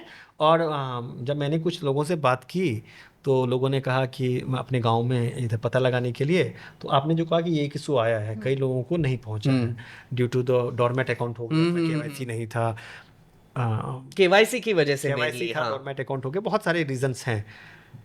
एंड जो महिला स्कीम के चलते लास्ट 2 असेंबली इलेक्शन में आपने रिजल्ट देखा, महाराष्ट्र में, मध्य प्रदेश में, वहाँ एक चीज़, वहाँ भी हम गए थे बड़ा, उसमें वहाँ का इम्प्लीमेंटेशन बहुत अच्छा था। शिवराज चौहान या जो एकनाथ शिंदे ने इंश्योर किया था कि एकदम, अगर 2 करोड़ उन्होंने कहा था कि 2 करोड़ तक पहुंचा, तो आप मान के चलिए कि 2 करोड़ तक पहुंच ही गया। हाँ, ऑलमोस्ट उन्होंने इंश्योर किया था कि सब तक पहुंच जाए। यहाँ जो सुन रहे हैं कि हाँ मेजर चंक तक नहीं पहुंचा है, एक ये फैक्टर है। एंड आरजेडी ने तो 2,500 रुपये कहा ही है माई बहन योजना में। तो ये अभी इंटरेस्टिंग है कि ये कैसे प्ले आउट करता है इलेक्शन में। ये एक थोड़ा सा कैच है इसमें, सॉरी, वो एंड में जन स्वराज फैक्टर, बिकॉज इस सब में मुझे एक लॉजिक जो प्रशांत किशोर बार बार रिपीट करते हैं। सो लेट्स अस्यूम, आपने जैसे बोला कि वोट रिटेंशन की बात है यहाँ पे, नीतीश कुमार की, आरजेडी की, इनका कोई और समीकरण चल रहा है, वो भी री इन्वेंट कर रहे हैं, ये इनका एक वोट फैक्टर है। प्रशांत किशोर कहते हैं कि वहाँ पे 30% ऑलमोस्ट लोग हैं जिनको विकल्प चाहिए, वो किसी को वोट नहीं देते, दोनों में से। वो बोलते हैं कि आइदर वो नोटा को दे देंगे, इंडिपेंडेंट को दे देंगे, या फिर कोई और पार्टी को दे देंगे। उनको वो खींचने की कोशिश कर रहे हैं और इसीलिए वो ट्राइपोलर हो रहा है। तो इसमें कितनी सच्चाई है कि, और ये जनसुराज किसका वोट खींच रहा है खुद की तरफ? इसी का मैंने आंसर बताया ना कि वो 30% उसी की बात कर रहे हैं ना। हाँ 30% वही एग्जैक्टली, उसी की बात कर रहे हैं, हाँ, मैं हाँ, कह रहा हूँ ना, हाँ। वो उसी की बात कर रहे हैं। बट पॉसिबल है नहीं 30% इन, बल्कि प्रैक्टिकली पॉसिबल नहीं होता है कि 30 का 30 आ हाँ। जाए, वो नहीं होता है, लेकिन 30 पे एक बड़ा चंक हो सकता है। एंड 30 में इतना बड़ा चंक जरूर हो सकता है कि जो जब ट्रायंगुलर होता है फाइट, तो आप जैसे यूपी सब में देखें जब ट्रायंगुलर होता है तो उसमें अब जो 25% 26% वाली पार्टी जीत आती है, कर लेती है। जब ट्रायंगुलर होता है तो अब फिर जीतने के लिए भी वोट की भी तो कम जरूरत पड़ेगी आपको। या first pass the post system की वजह से। एंड उनको भी पता है कि मैं ठीक है 30% की बात कर रहा हूँ और दिल्ली में ही नहीं है और केजरीवाल वाला मामला नहीं है, कि उनको भी पता है कि प्रैक्टिकली ऊपर से जो करूँ। आपको याद होगा कि लालू प्रसाद यादव 2005 में जब हारे थे, उसमें बोलते थे कि हम सारी सीट 243 में 240 जीतेंगे और नहीं जीते तो हमको जो आप दीजिएगा, तो हमेशा हर में। तो उसके बाद इंटरव्यू देने के लिए गए राजदीप, बोले आप तो बोलते थे 240 जीतेंगे, यहाँ तो बुरी तरह हार गया आप। बोले थे आज तक कोई नेता बोला है इलेक्शन से पहले हारेंगे? वो भी सही बात है। तो अब वो कह रहे हैं 30%, वो कह रहे हैं कि तो मैं 150 से कम जीतूंगा तो मेरी व्यक्तिगत हार होगी। वो सिर्फ सरकार की बात नहीं कर रहे हैं, वो एक अलग जगह पे। लेकिन अगर उनको लगता है, अगर आज की तारीख में, मतलब छोड़ दीजिए उनके दावा, अगर वो डबल डिजिट में वोट ले भी आते हैं बिहार जैसे स्टेट में, तो वो एक प्लेयर हो जाएंगे ना, ह्यूज। ये तो उनको वो एम कर रहे हैं। अगर वो आज की तारीख में सीट नहीं भी जीते और आप रिजल्ट के बाद देखें डबल डिजिट वोट है, तो इट्स ए प्लेयर। तो इसीलिए वो अपने आप को, उनको लग रहा था प्लेयर होगा, लेकिन वो अचानक जो उन्होंने लास्ट मोमेंट में जो खुद जो इलेक्शन नहीं किया, एक लीडर, मैंने कहा ना कि जो सामने से आके लीड करना होता है वहाँ पे, अब वो नहीं कर रहे हैं। तो फिर अब लास्ट में जब इलेक्शन होगा, जब तक वो नहीं उनका डिसीजन था तब तक मुझे लगता था कि वो डबल डिजिट ला रहे हैं, क्योंकि मैं बिहार से कर रहा हूँ। और अभी बज उन्होंने क्रिएट किया। इंडियन पॉलिटिक्स में कोई भी ऐसा नेता नहीं रहा है जिसने मेहनत की है 2 साल, जिसको पब्लिक ने कुछ दे के खाली हाथ विदा किया है। मेहनत इन्होंने किया है, 2 साल तक लगातार गांव में चले हैं, तो कुछ ना कुछ तो मिलेगा। बज क्रिएट कर लिया, एक आज की तारीख में बिहार में हर आदमी जनसुराज जानता है, कैंडिडेट खड़ा कर लिया। अब वो ट्रांसलेट किस लेवल तक होगा, ये चूँकि ये ऐसा इलेक्शन है, अब वो लड़े होते तब तो मैं करता कि वो एक है ज़्यादा स्ट्रांग। हाँ, मतलब कन्विक्शन खुद लड़े होते तो। हाँ, और सडनली, लेकिन अब नहीं लड़ रहे हैं, लेकिन फिर भी कुछ कैंडिडेट्स उनके अच्छे हैं, उन्होंने होमवर्क काफ़ी किया है, तो बिहार को जानते हैं, बिहार पे काम भी किया है, तो इसीलिए फिर वो हमेशा हर चीज़ को जीत हार में हम नहीं होता है। इन रिजल्ट में उनका किसी का इम्पैक्ट क्या हुआ है, लॉन्ग टर्म भी नहीं, उसका तो उस इलेक्शन में वो उसका इम्पैक्ट क्या रहा। कोई आदमी 15 रन बना के भी वो पूरे मैच में अगर जीता गया तो वो 15 रन किसी की सेंचुरी से इफेक्टिव होता है। अगर लगता है कि अगर वो 10% वोट ले आए हैं और उस 10% ने पूरी इलेक्शन की दिशा तय की है, तो वो एंड ऑफ द डे वो बड़ा प्लेयर हो गया। राइट। तो ये मैंने किसी को कहते हुए सुना था, मतलब इंटरनेट, मतलब यही यूट्यूब पे भी, one of the creators only, ये क्या इसकी पॉसिबिलिटी है कि जनसुराज को जितना भी मिले वो एंड में फिर बीजेपी की तरफ हो जाए, या बीजेपी बीजेपी में मर्ज हो जाए, या उनको हेल्प कर? नहीं, मैं सीट की बात, आप सीट की बात कह रही हैं। हाँ, सीट मिले, मैं ठीक है, सीट कितना मिलेगा, जो 4 मिले 5 मिले वो अलग बात है, मैं सीट की बात ही नहीं कर रहा हूँ, मैं वोट की बात कर रहा हूँ। वोट की बात है, हाँ, बिकॉज आज की तारीख में जो मेरी अपनी जो रीडिंग है, majority of the votes Jan Suraaj specifically वो बीजेपी का काट रही है, बीजेपी में डेंट कर रहे हैं ना। हाँ। तो बाद में आपको मर्ज किसी भी तरीके से नहीं, वो नहीं, अगर वोट ले रहे हैं तो वो ट्रांसलेट होगा सीट में, वो पहले वो सीट पे ट्रांसलेट होगा तब ना।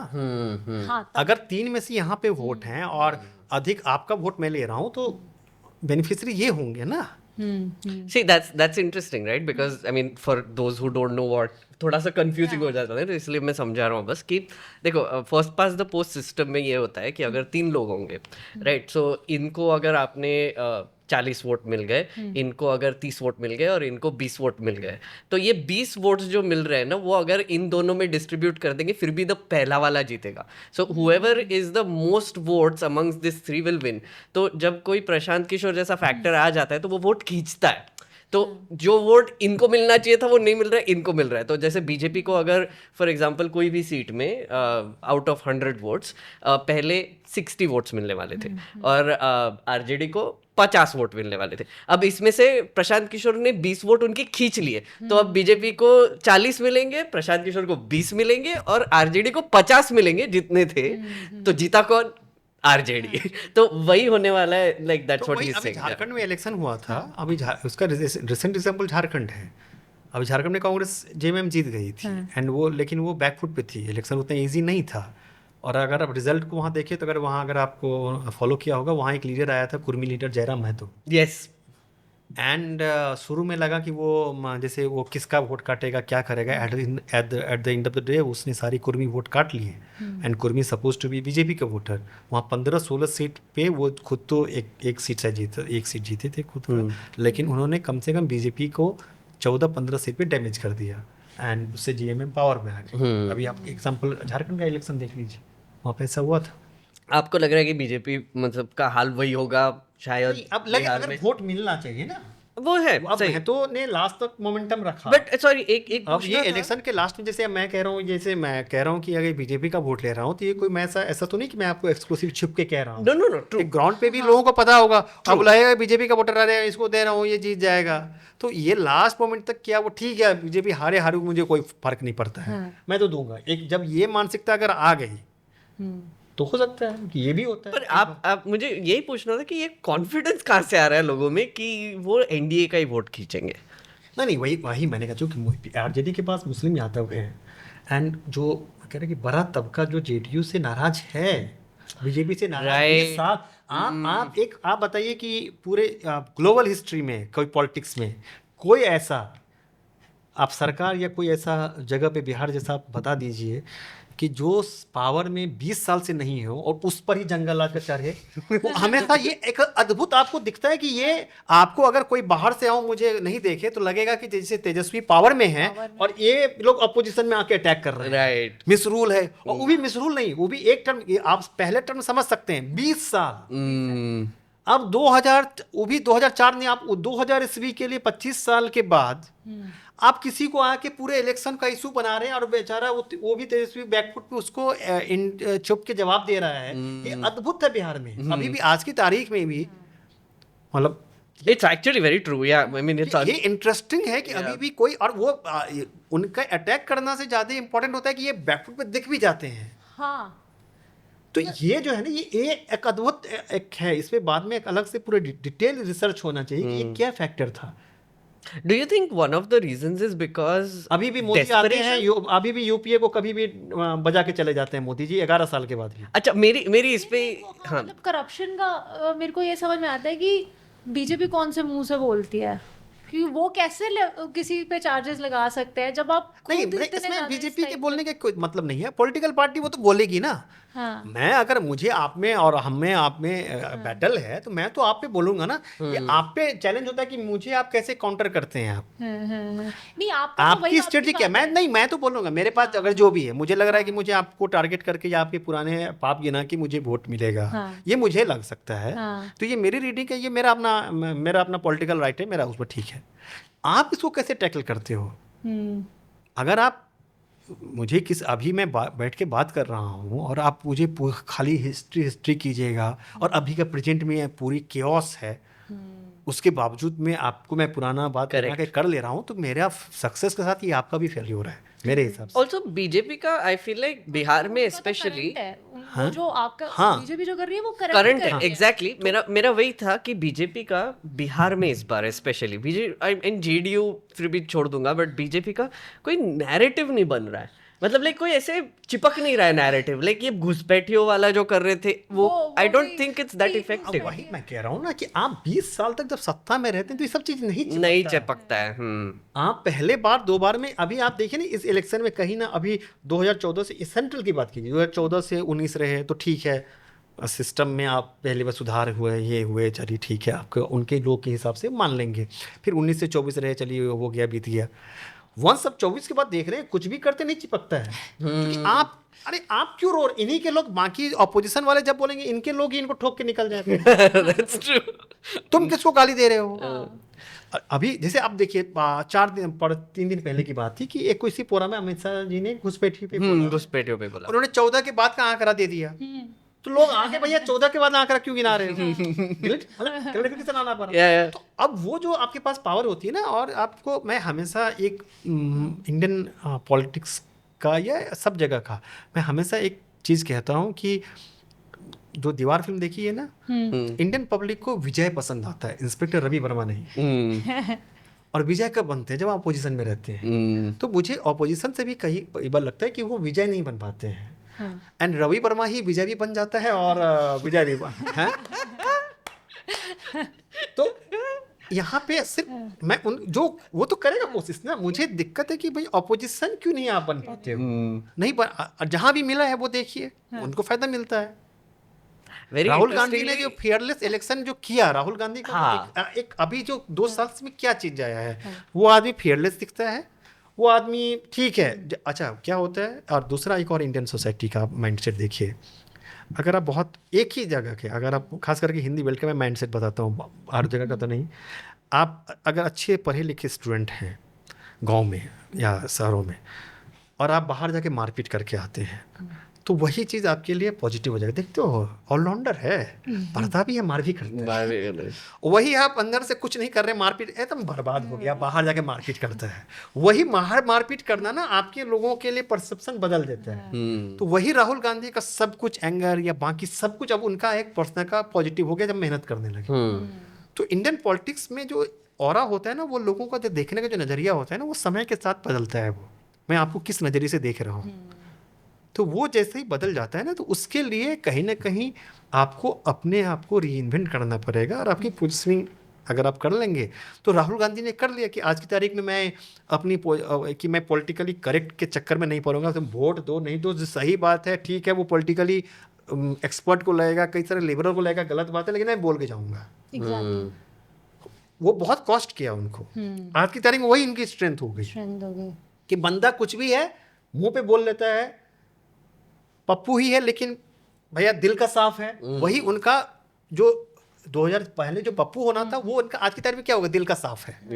आदमी का नजरिया होता है ना वो देखने का, किसी के लिए पॉलिटिक्स नहीं, सोसाइटी का ट्रेंड है। आप इसको सिर्फ पॉलिटिशियन नहीं देखिए, सोसाइटी चेंज हो जाती है बीच में। आपके देखने का अगर जो सक्सेस मिल जाएगा ना, तो आपको आपके देखने का, आपके लिए जो नजरिया लोगों का है ना, वही बदल जाएगा। Very true absolutely. तो ये पॉलिटिक्स में भी होता है। एग्जैक्टली, मतलब आप नरेंद्र मोदी के कॉन्टेक्स्ट में देखें तो यही परसेप्शन की जो आप बता रहे हैं, उसको लिंक किया जाता है पीआर से, वेयर एज राहुल गांधी का परसेप्शन जो आ रहा है वो उनकी मेहनत से लिंक किया जा रहा है somehow। मतलब वही मैं कह रहा हूँ कि किसी भी जगह पे, इसीलिए आप अगर करते हैं तो रिजल्ट देके चला जाता है। आप लगातार बैठे रहते हैं तो हो जाता है। वो गाना है ना, अपना टाइम आएगा। हाँ, it's all about timing also. Okay, I think we can carry on, right? 5 minute. हाँ, 5 मिनट। अच्छा, ओके। सो बिहार में अर्बन और रूरल, उनके वोट का भी कोई डायनामिक है या सारा कुछ जैसे आपने बताया कास्ट और अर्बन बहुत ही छोटा पॉकेट है। पटना उतना अर्बन का पॉकेट बहुत कम है। एंड अर्बन में ट्रेडिशनली जब इवन बिफोर, जैसे बीजेपी को आप 2014 बिफोर 2014 देखते हैं, आफ्टर 2014, सो इवन बिफोर 2014 पूरे इंडिया में 4-5 जगह अगर सीटें आती थी तो बिहार में पटना से आती थी, मोतिहारी से आती थी। तो वो ट्रेडिशनली बीजेपी का हमेशा से रहा है वहाँ पे वो इलाका। एंड जैसे आप यूपी से अगर आप कंपेयर कर रही हैं तो यूपी में बहुत अर्बन पॉकेट्स हैं, बिहार में ऐसा अर्बन पॉकेट कम है। अगर 243 सीट्स हैं तो उसमें हार्डली 30 अर्बन पॉकेट्स। इसलिए अर्बन पॉकेट्स उतना मैटर नहीं करता है वहाँ पे। एंड अगर अर्बन भी है, जैसे पटना में, अगर पटना अर्बन है तो जैसे पटना के पाटलिपुत्रा देख लें, तो पाटलिपुत्रा का 50% एकदम गांव में पड़ जाता है। करेक्ट। एंड वो हो जाता है बाकी शहर में। तो इसीलिए पटना में एज सच अर्बन पॉकेट इतना लार्ज नहीं है कि वो उस पूरे डिसाइड कर सके। So more it's a rural and the social combination जो मैटर करता है बिहार में।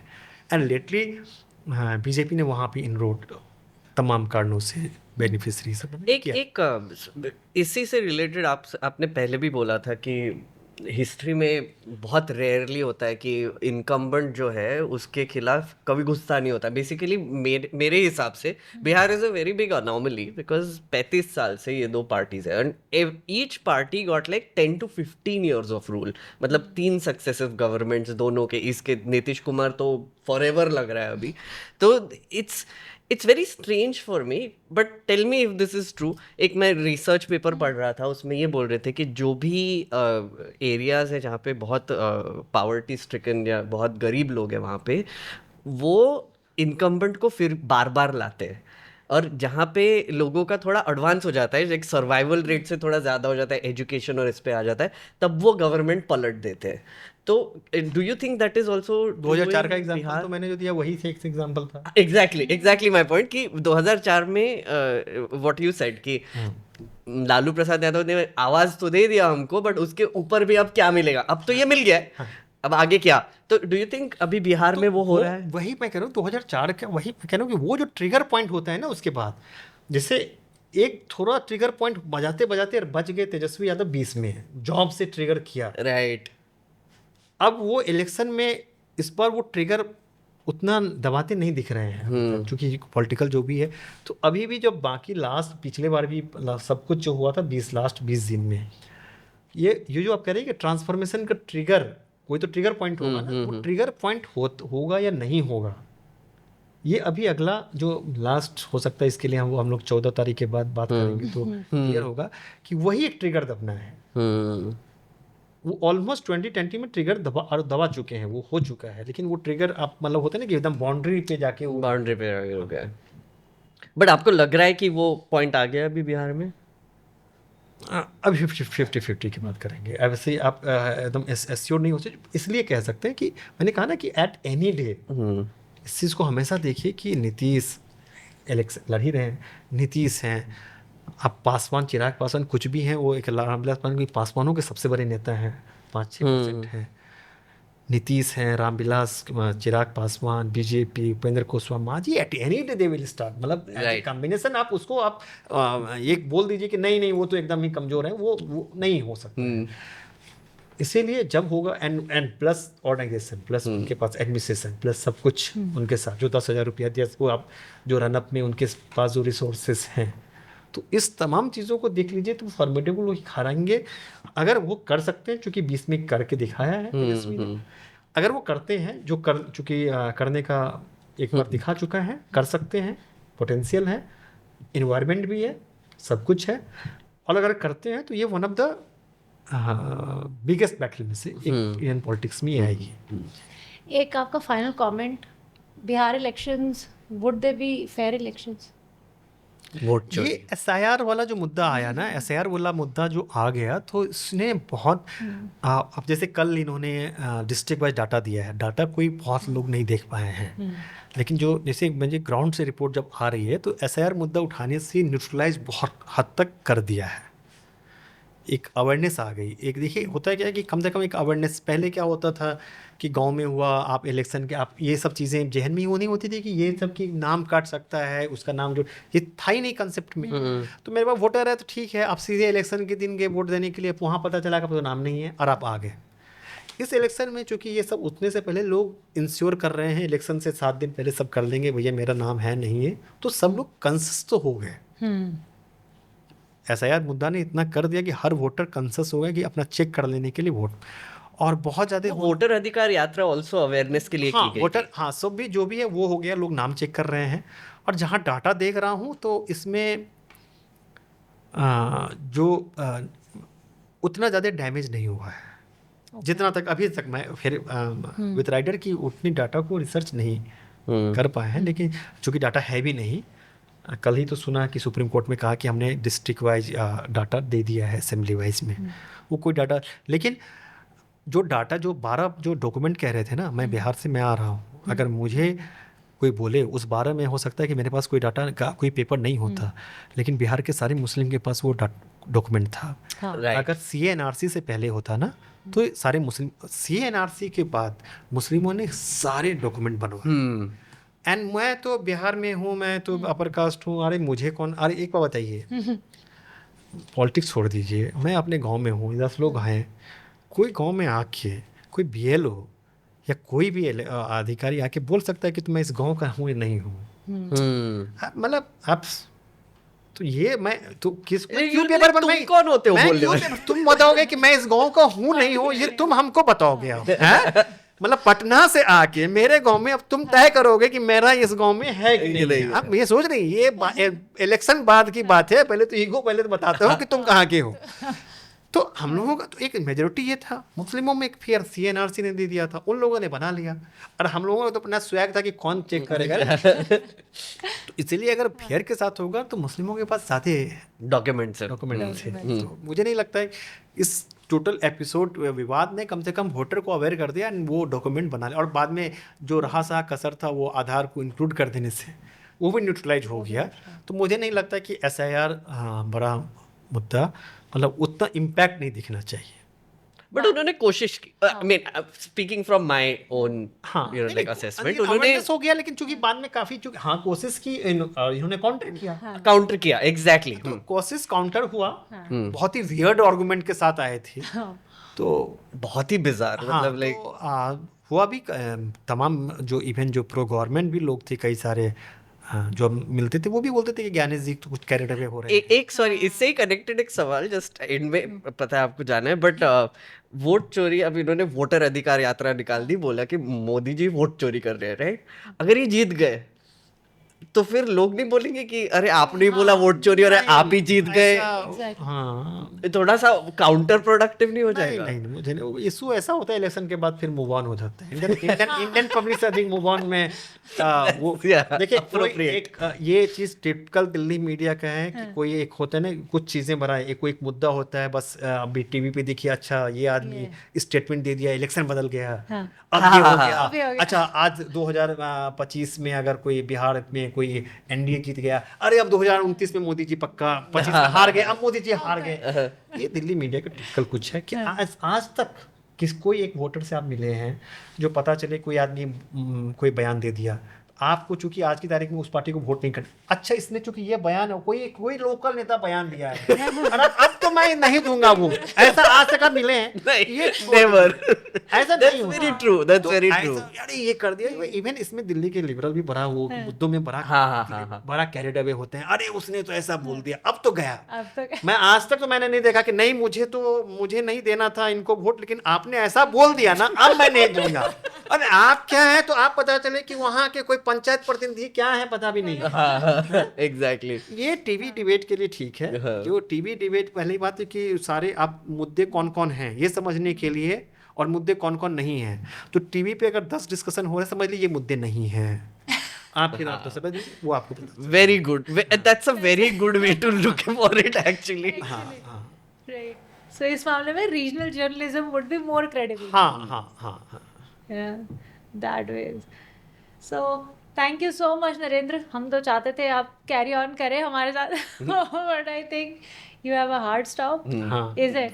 फिर हम लोग फिर बिहार के बाद फिर बिहार के बाद फिर से बैठेंगे, इवेंट करते हैं कि ये सब सवाल, अधिक सवाल हम लोग के पास एक होता है ना कि OTT सीरीज का लास्ट पता ही नहीं चलता है। मैं पहले छोटे में हम लोग कॉमिक्स पढ़ते थे, तो कॉमिक्स पढ़ना जब क्यों छूटा, तो शुरू में क्या कॉमिक्स की आदत लगा दी बच्चों को, तो बाद में होता था क्या कि फिर बाद में आता था कि जब पढ़ते लास्ट में होता कि इसका अगला पार्ट पढ़िए।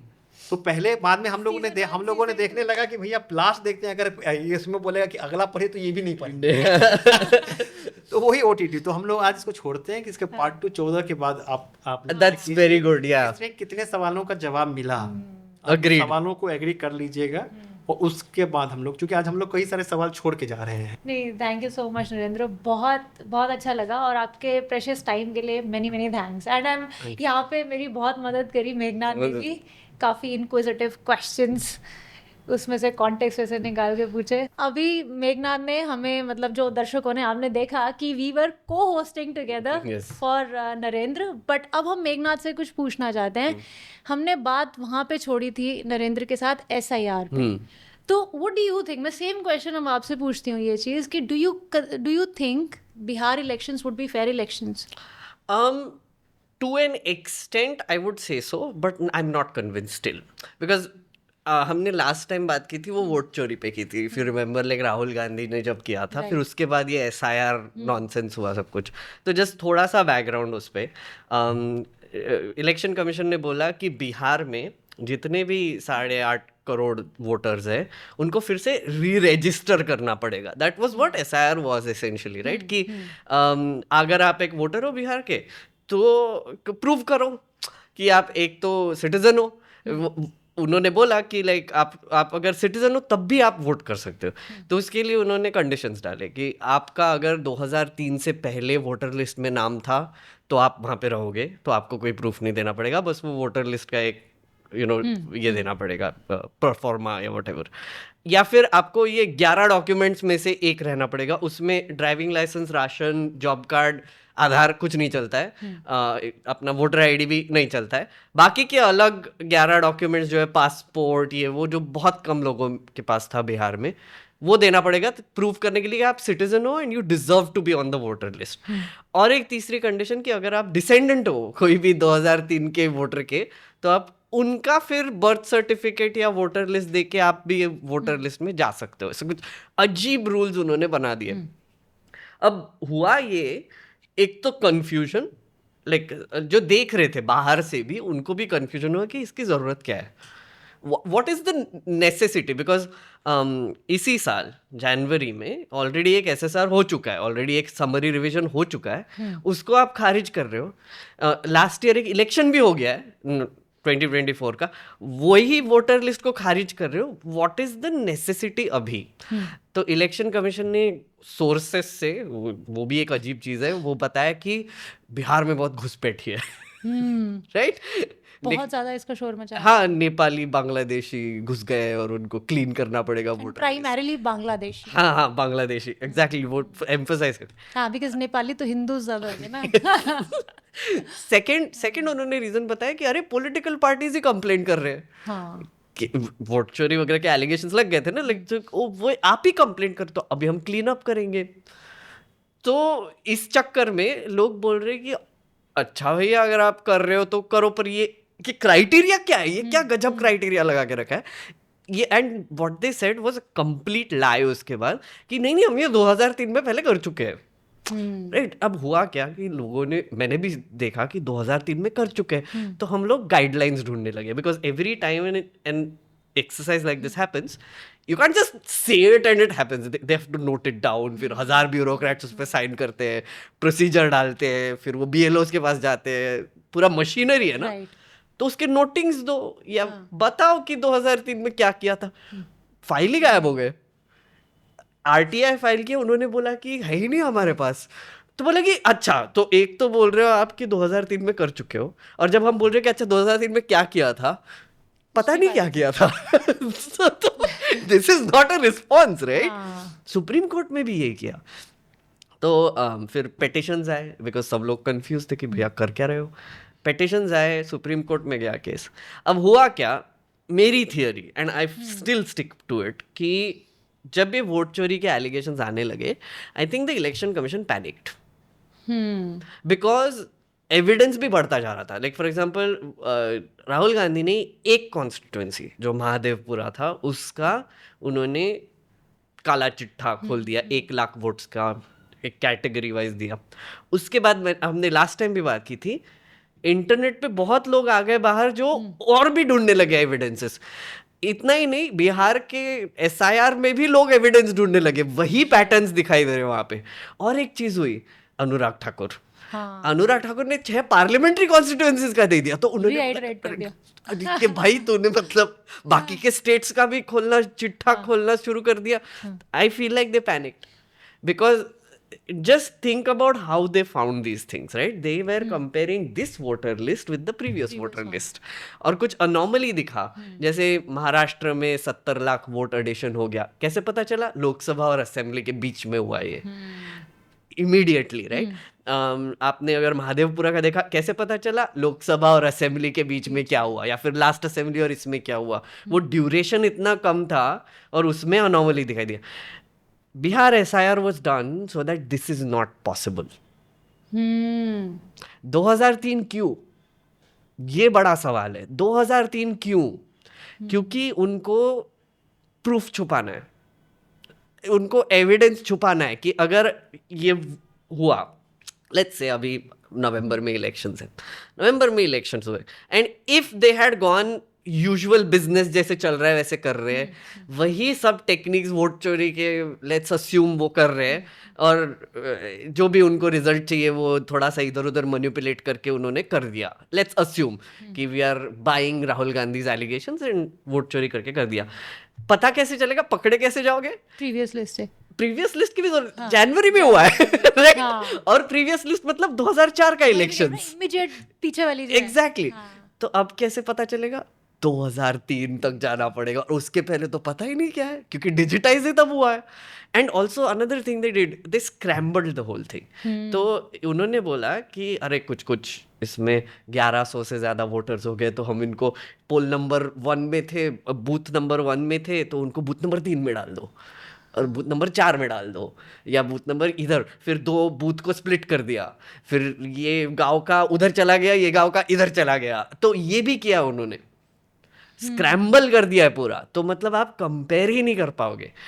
एंड उसके ऊपर अभी रिपोर्टर्स कलेक्टिव एक्सेट्रा का मैं भी बहुत कवर कर रहा हूँ उस पर, आपने मेरे चैनल पे भी देखा होगा कि स्टोरी पे स्टोरी आई जा रही है कि जो पैटर्न्स राहुल गांधी ने बोले थे वोट चोरी के, वो तो बिहार एसआईआर में भी दिख रहे हैं, ड्राफ्ट लिस्ट में दिख रहे, अब फाइनल लिस्ट में भी वही दिख रहे, लाइक हाउस नंबर 0 भी है, 600 लोग एक गांव के एक ही घर में रह रहे हैं, डुप्लीकेट वोटर्स भी दिख रहे हैं, 3 बार 4 बार नाम रिपीट हो रहे हैं।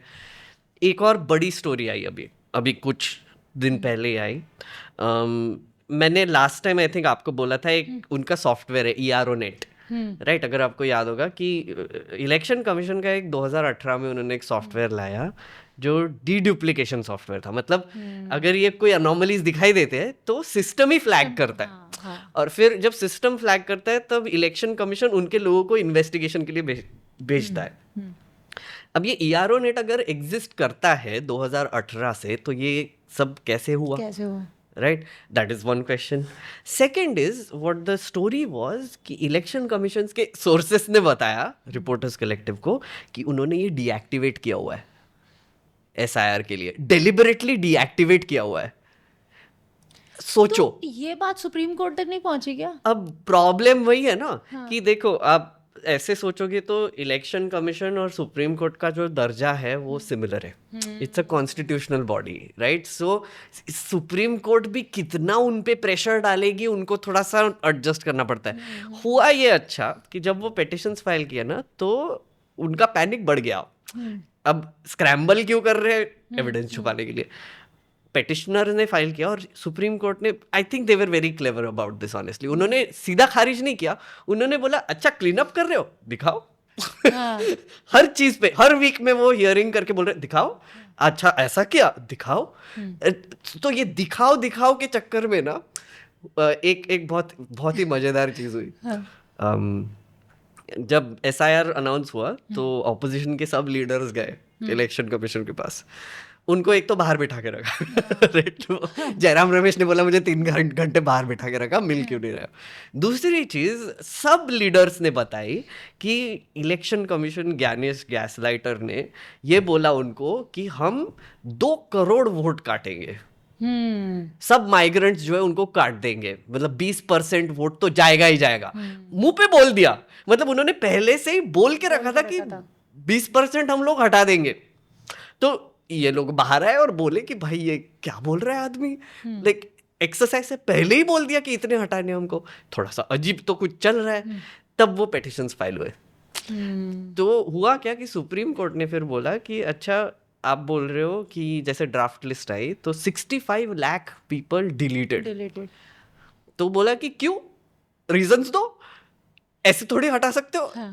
तो उन्होंने पैनिक में ऐसे कुछ तो भी दे दिया उनको, राइट? फिर उसमें वो घुसपैठियों वाला एंगल चला ही गया, कहीं दूसरा ही चला गया, क्योंकि वो घुसपैठियों पे फोकस करना था। तो ये अब ये डेटा कलेक्शन पब्लिश करने में लग गए। फिर उन्होंने बोला कि अच्छा अगर ये 65 लाख का आपके पास डेटा है, वेबसाइट पे डाल दो। हाँ। तो इलेक्शन कमीशन बोला कि अरे हाँ हम डिस्ट्रिक्ट लेवल वेबसाइट पे डालेंगे।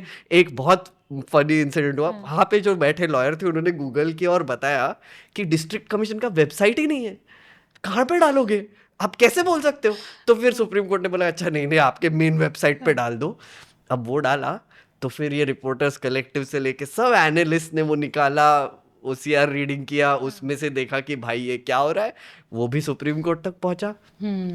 उनका पैनिक बढ़ गया और इसकी वजह से कम लोग कटे हैं। आई वोंट से कोई कटा नहीं है, 80 lakhs का हाँ डिफरेंस है। difference यस, बोला है। योगेंद्र यादव ने वही बोला ना कि आइडियली 8.22 लाख वोटर्स होने चाहिए बिहार में, अभी 7.4 7 point ये है 42 42 राइट। तो मतलब 80 लाख का डिफरेंस है, 80 लाख लोग होने चाहिए लिस्ट में, वो नहीं है। और उसमें महिलाएं, मुस्लिम्स, गरीब, ज्यादा तबके के लोग हैं राइट, ऑल्सो माइग्रेंट्स जो आ नहीं पाए वगैरह। It's a big problem. I mean, there is no denying that, and the Election Commission should answer Q. Why is this? But given all of this, one thing which Narendra also said, which I agree with, is कि ये जो SIR किया ये backfire कर गया, क्योंकि फिर लोगों को अब भी पता चल रहा है कि इलेक्शन कमीशन कुछ तो भी कर रहा है। इसकी क्या जरूरत थी अभी करने की, लोग बोल रहे हैं। अगर वो बिजनेस एज यूजुअल चलने देते फिर भी मे बी तो कुछ नहीं करते, वो पैनिक कर गए। सेकेंड थिंग, उन्होंने वो वोटर अधिकार यात्रा निकाली कांग्रेस ने, और इसने वेरी क्लेवर मूव, बिकॉज उसका आई थिंक एजेंडा यही था कि लोगों को अवेयर करना है लॉन्ग टर्म, क्योंकि ये पता है ना ये डिजाइन आगे भी फॉलो होने वाला है। एग्जैक्टली, अवेयर कर दो कि आप वोटर हो, आप देखो आपका नाम है क्या। वही मेन था। ये अगर हिट कर गया ना दिमाग में तो फिर लोग जाके देखेंगे वोटर लिस्ट, जो पहले देखते नहीं थे या फिर व्हाटएवर। और तीसरी चीज, बीएलओ और लोकल अथॉरिटीज पे प्रेशर बढ़ गया अभी, क्योंकि अगर पकड़े गए, लोग भी देख रहे हैं अभी, वो है ना जहन में कहीं तो भी है कि नहीं ये कुछ तो गड़बड़ कर सकते हैं, क्योंकि ऑलरेडी एसआईआर कर दिया इन्होंने।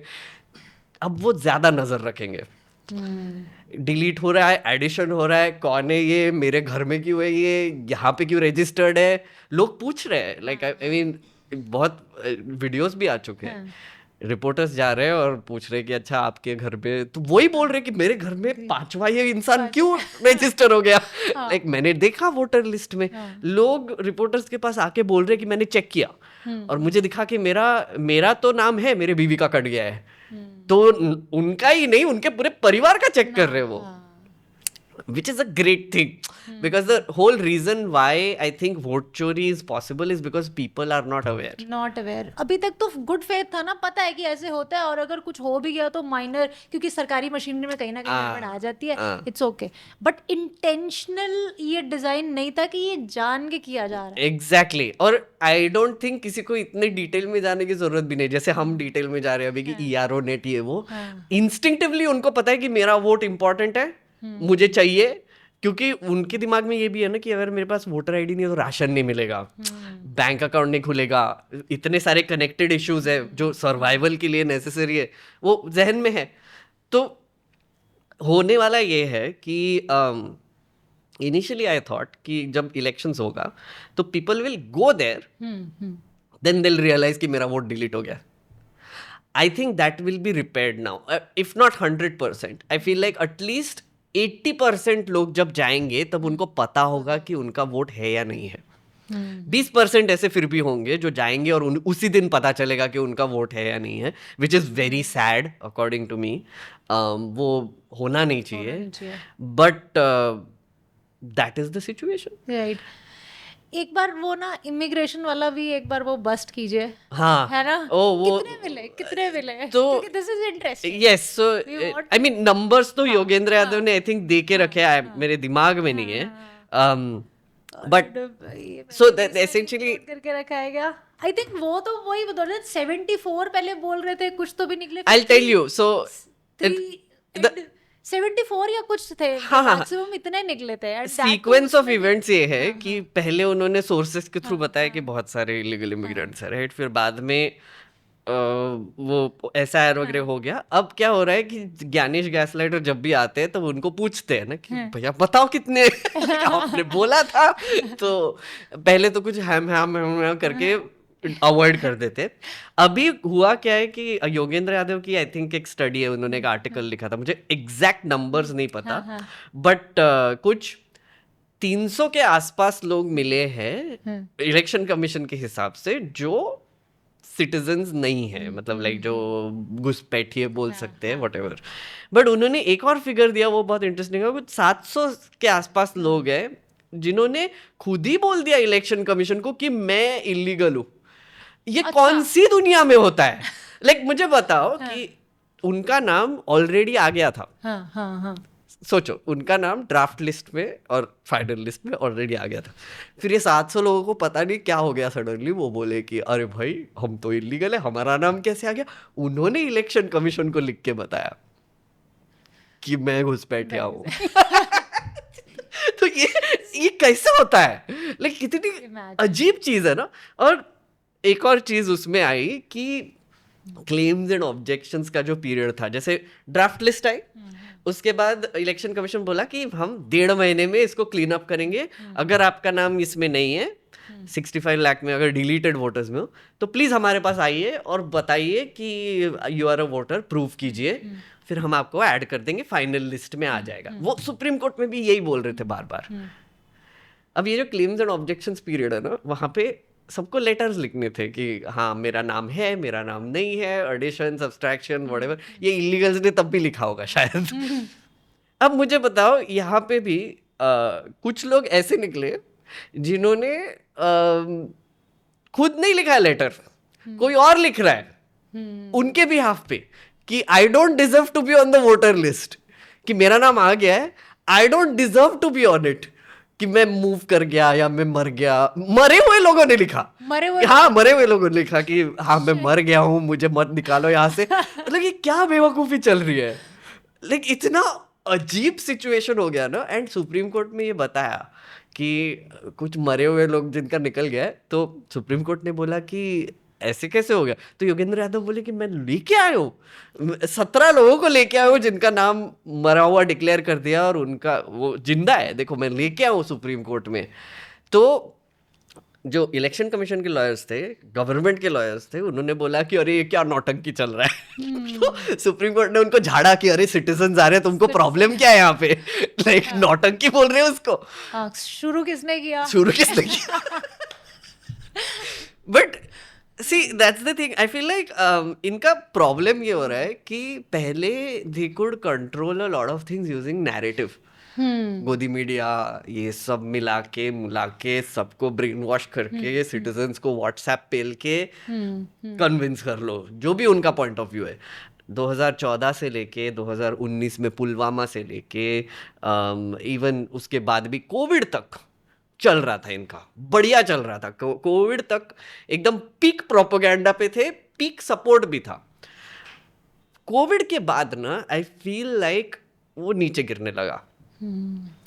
कोविड में वही हुआ ना कि मिथ बस्टिंग हो गया थोड़ा सा, कि जैसे ये बोल रहे हैं कि नहीं नहीं सब ठीक है, एवरीथिंग इज ग्रेट, कोविड हो रहा है, आपका नेबर मर गया, आपके ही फैमिली में कोई मर गया, एक इंसान बताओ जिसके आसपास कोई मरा नहीं, कोई भी नहीं है, राइट?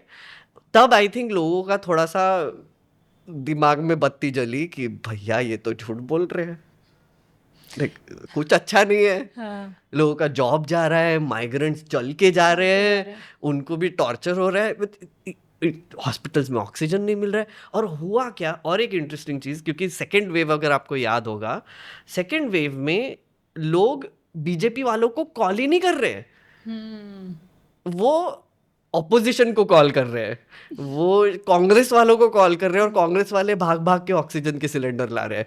वो मेरे जैसे लोगों को कॉल कर रहे हैं। हाँ। जिनको गाली मारा था, मुझे तो इतने लोगों ने गाली मारा था, बट लाइक मैंने कॉल सेंटर चलाना शुरू कर दिया था कि ऑक्सीजन सिलेंडर ढूंढ के लोगों को देंगे, तो 2-3 वॉलंटियर लेके मैंने भी शुरू कर दिया था। मुझे कॉल कर रहे हैं, पहले ट्रोल किया, अब कॉल कर रहे हैं बचा ले मेरे को। एंड ऐसे बहुत लोगों के साथ हुआ है, मैं अकेला नहीं हूँ, ऐसे बहुत क्रिएटर्स के साथ हुआ है जो एंटी नेशनल बोलते थे ना, क्योंकि वही लोग, हम ही लोग थे जो फिर भी थे वहाँ पे, जो सच देख रहे थे, बोल रहे थे। अब बीजेपी वाले तो बोल रहे हैं कि नहीं नहीं सब ठीक है, सब चंगासी। तो अगर आप उनको कॉल करेंगे तो आपको आंसर क्या मिलेगा? सब चंगासी।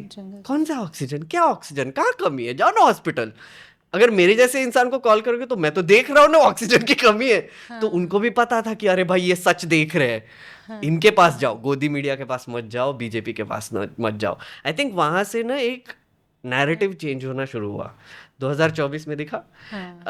अभी बिहार में देखते हैं क्या होता है। देखते हैं, पर नैरेटिव तो नहीं चल रहा है अभी ज्यादा इनका। नैरेटिव नहीं चल रहा है, वही वाली बात है ना कि वो मतलब सुप्रीमो के साथ भी नहीं चल रहा है, वो उनके पार्टी के साथ भी नहीं चल रहा। नहीं चल बट रहा। वही देखना है कि ये लोग थे जो पहले ट्रोल कर रहे थे, आपसे ऑक्सीजन सिलेंडर मांग रहे, whether they translate into this thing. अभी वही देखना है, यू नो। अभी भी वोटर्स रहेंगे बीजेपी के या नहीं? इट्स इंटरेस्टिंग राइट, लाइक जैसे हम देखेंगे महाराष्ट्र में, हरियाणा में तो बीजेपी जीत गई, फिर दिल्ली में भी बीजेपी जीत गई। अब वोट चोरी हुआ है कि नहीं हुआ है वो एक क्वेश्चन है वहां पे, right, because these are all elections that happened after 2024। अब ये एक और बड़ा इलेक्शन होने वाला है, इसमें क्या होगा? But I think real test will be next year, March April, जब असम, वेस्ट बंगाल और केरला और ये सब वोट इलेक्शंस में जाएंगे। That will be a big election. वहाँ पे भी वोट चोरी का थोड़ा सा ज्यादा नैरेटिव होगा, because think about it, Assam, West Bengal, border states, तो ये जो घुसपैठिए वाला जो नैरेटिव है ना, वो एकदम पीक पे होगा वहाँ पे। एंड इलेक्शन कमीशन ने ऑलरेडी बोल दिया है कि हम पूरे देश में SIR करेंगे। ऑब्जेक्टिव यही है, स्क्रैम्बल कर दो सब कुछ, एरर्स मत हटाओ। लाइक एक्चुअली जिसके लिए करना चाहिए वो नहीं, लाइक हटा सकते। अभी इतना बड़ा एक्सरसाइज किया, क्यों नहीं हटा? भी कर दो कम से कम। हाँ वही ना, मतलब भी मत करो, भी तो कर दो यार। ऑब्जेक्टिव तो वही था ना, ठीक है, एक घुसपैठिया वाला वो तो फेल हो गया, बट सेकंड उन्होंने बोला था ना कि पॉलिटिकल पार्टीज कंप्लेन कर रहे हैं कि आपका वोटर लिस्ट क्लीन नहीं है, और यही सब तो प्रॉब्लम्स थे, वो भी क्लीन अप नहीं किया। बहुत अजीब है, but yeah will see, we will see fun होगा। it was fun. Today's podcast was fun. आपको पता है कि आपके लिए भी एक्सपेरिमेंटल था। एक्सपेरिमेंटल था, and I enjoyed it thoroughly, and I appreciate your support also, your time and your dual role. Welcome. Nonetheless, अभी देखते हैं, बहुत इंटरेस्टिंग एक चीज आगे होने वाली है, बिहार इलेक्शंस, उसके ऊपर हमने ये किया है, आगे पार्ट 2 फिर करेंगे। Totally. Thank you, Neha. Thank you. It's always fun talking to you. Yes, thank you. Okay.